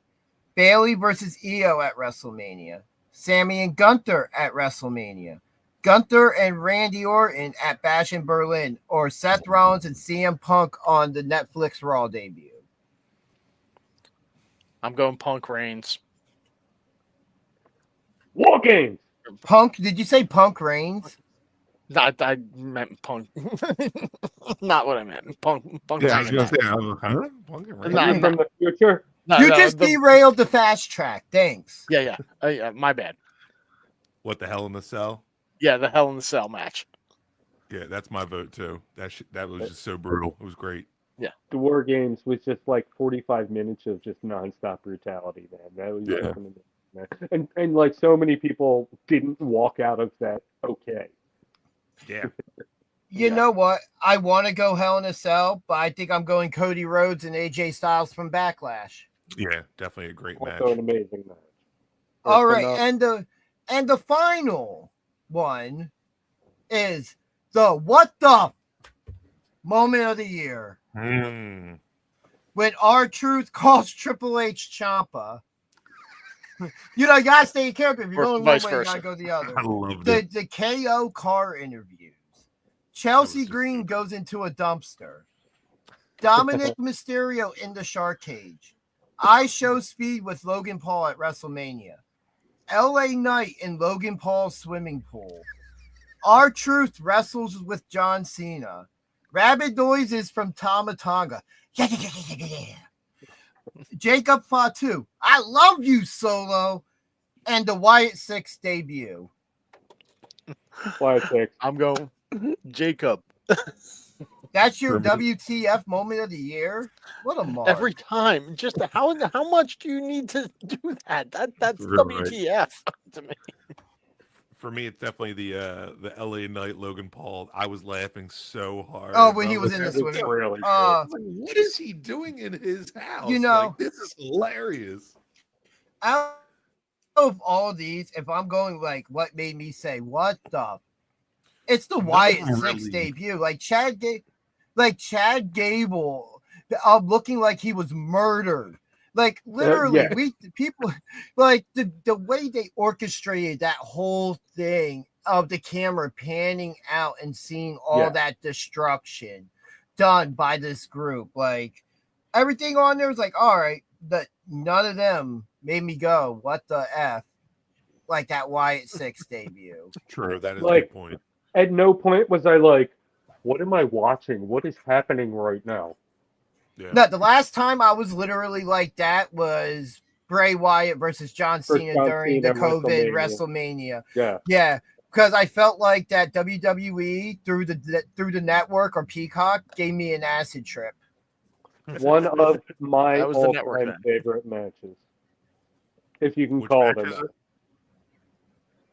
Bray Wyatt versus John Cena, WrestleMania 2020. I don't know if I'm allowed to show this. Oh, I just accidentally scrolled down saved videos and saw Spike getting pulled out of Mox's back Ugh. Yeah. by no, Wheeler we good. Yuta. Yeah. Oh, Load it up. All right. Load it up. Don't just show it on your phone. Make it official. Oh, my Man, name's not I'm- Adam I'm Pierce. I'm ready to go get dinner, man. Don't make me. I've been Yeah, spelling don't make it spaghetti. Well, you know, today's show was brought to you by Eclipse Graphics. Woo. Contact them for all your graphic needs. You can check out some of their stuff on their Instagram there, you know, stuff like that. As we brought up earlier, Spo Wrestling, Yes. Gotch and Gulak, first time ever in an SPO ring. I can't wait for that match. It's going to be a fun one. Make sure if you're in that area of Chester, get your tickets. But yes, All right, everyone, boys. it was a fun show. Wasn't I knew this was going to be a long one. I tried to warn you all about these moments that was going to go a bit. Nobody wants to listen to me because I'm ginger, but hey, Yeah, man. whatever. Well, We I all got got hungry. We all got hungry. Well, that sounds like a you problem and not a me problem. It is. It's a me problem, and I'm going to solve it. The words of the late great Philip Seymour Hoffman from the movie Twister. Dude. Yes. On that note, gentlemen, let's ring the Right. bell and get out of here. Yes, sir. Everybody. Ding, ding.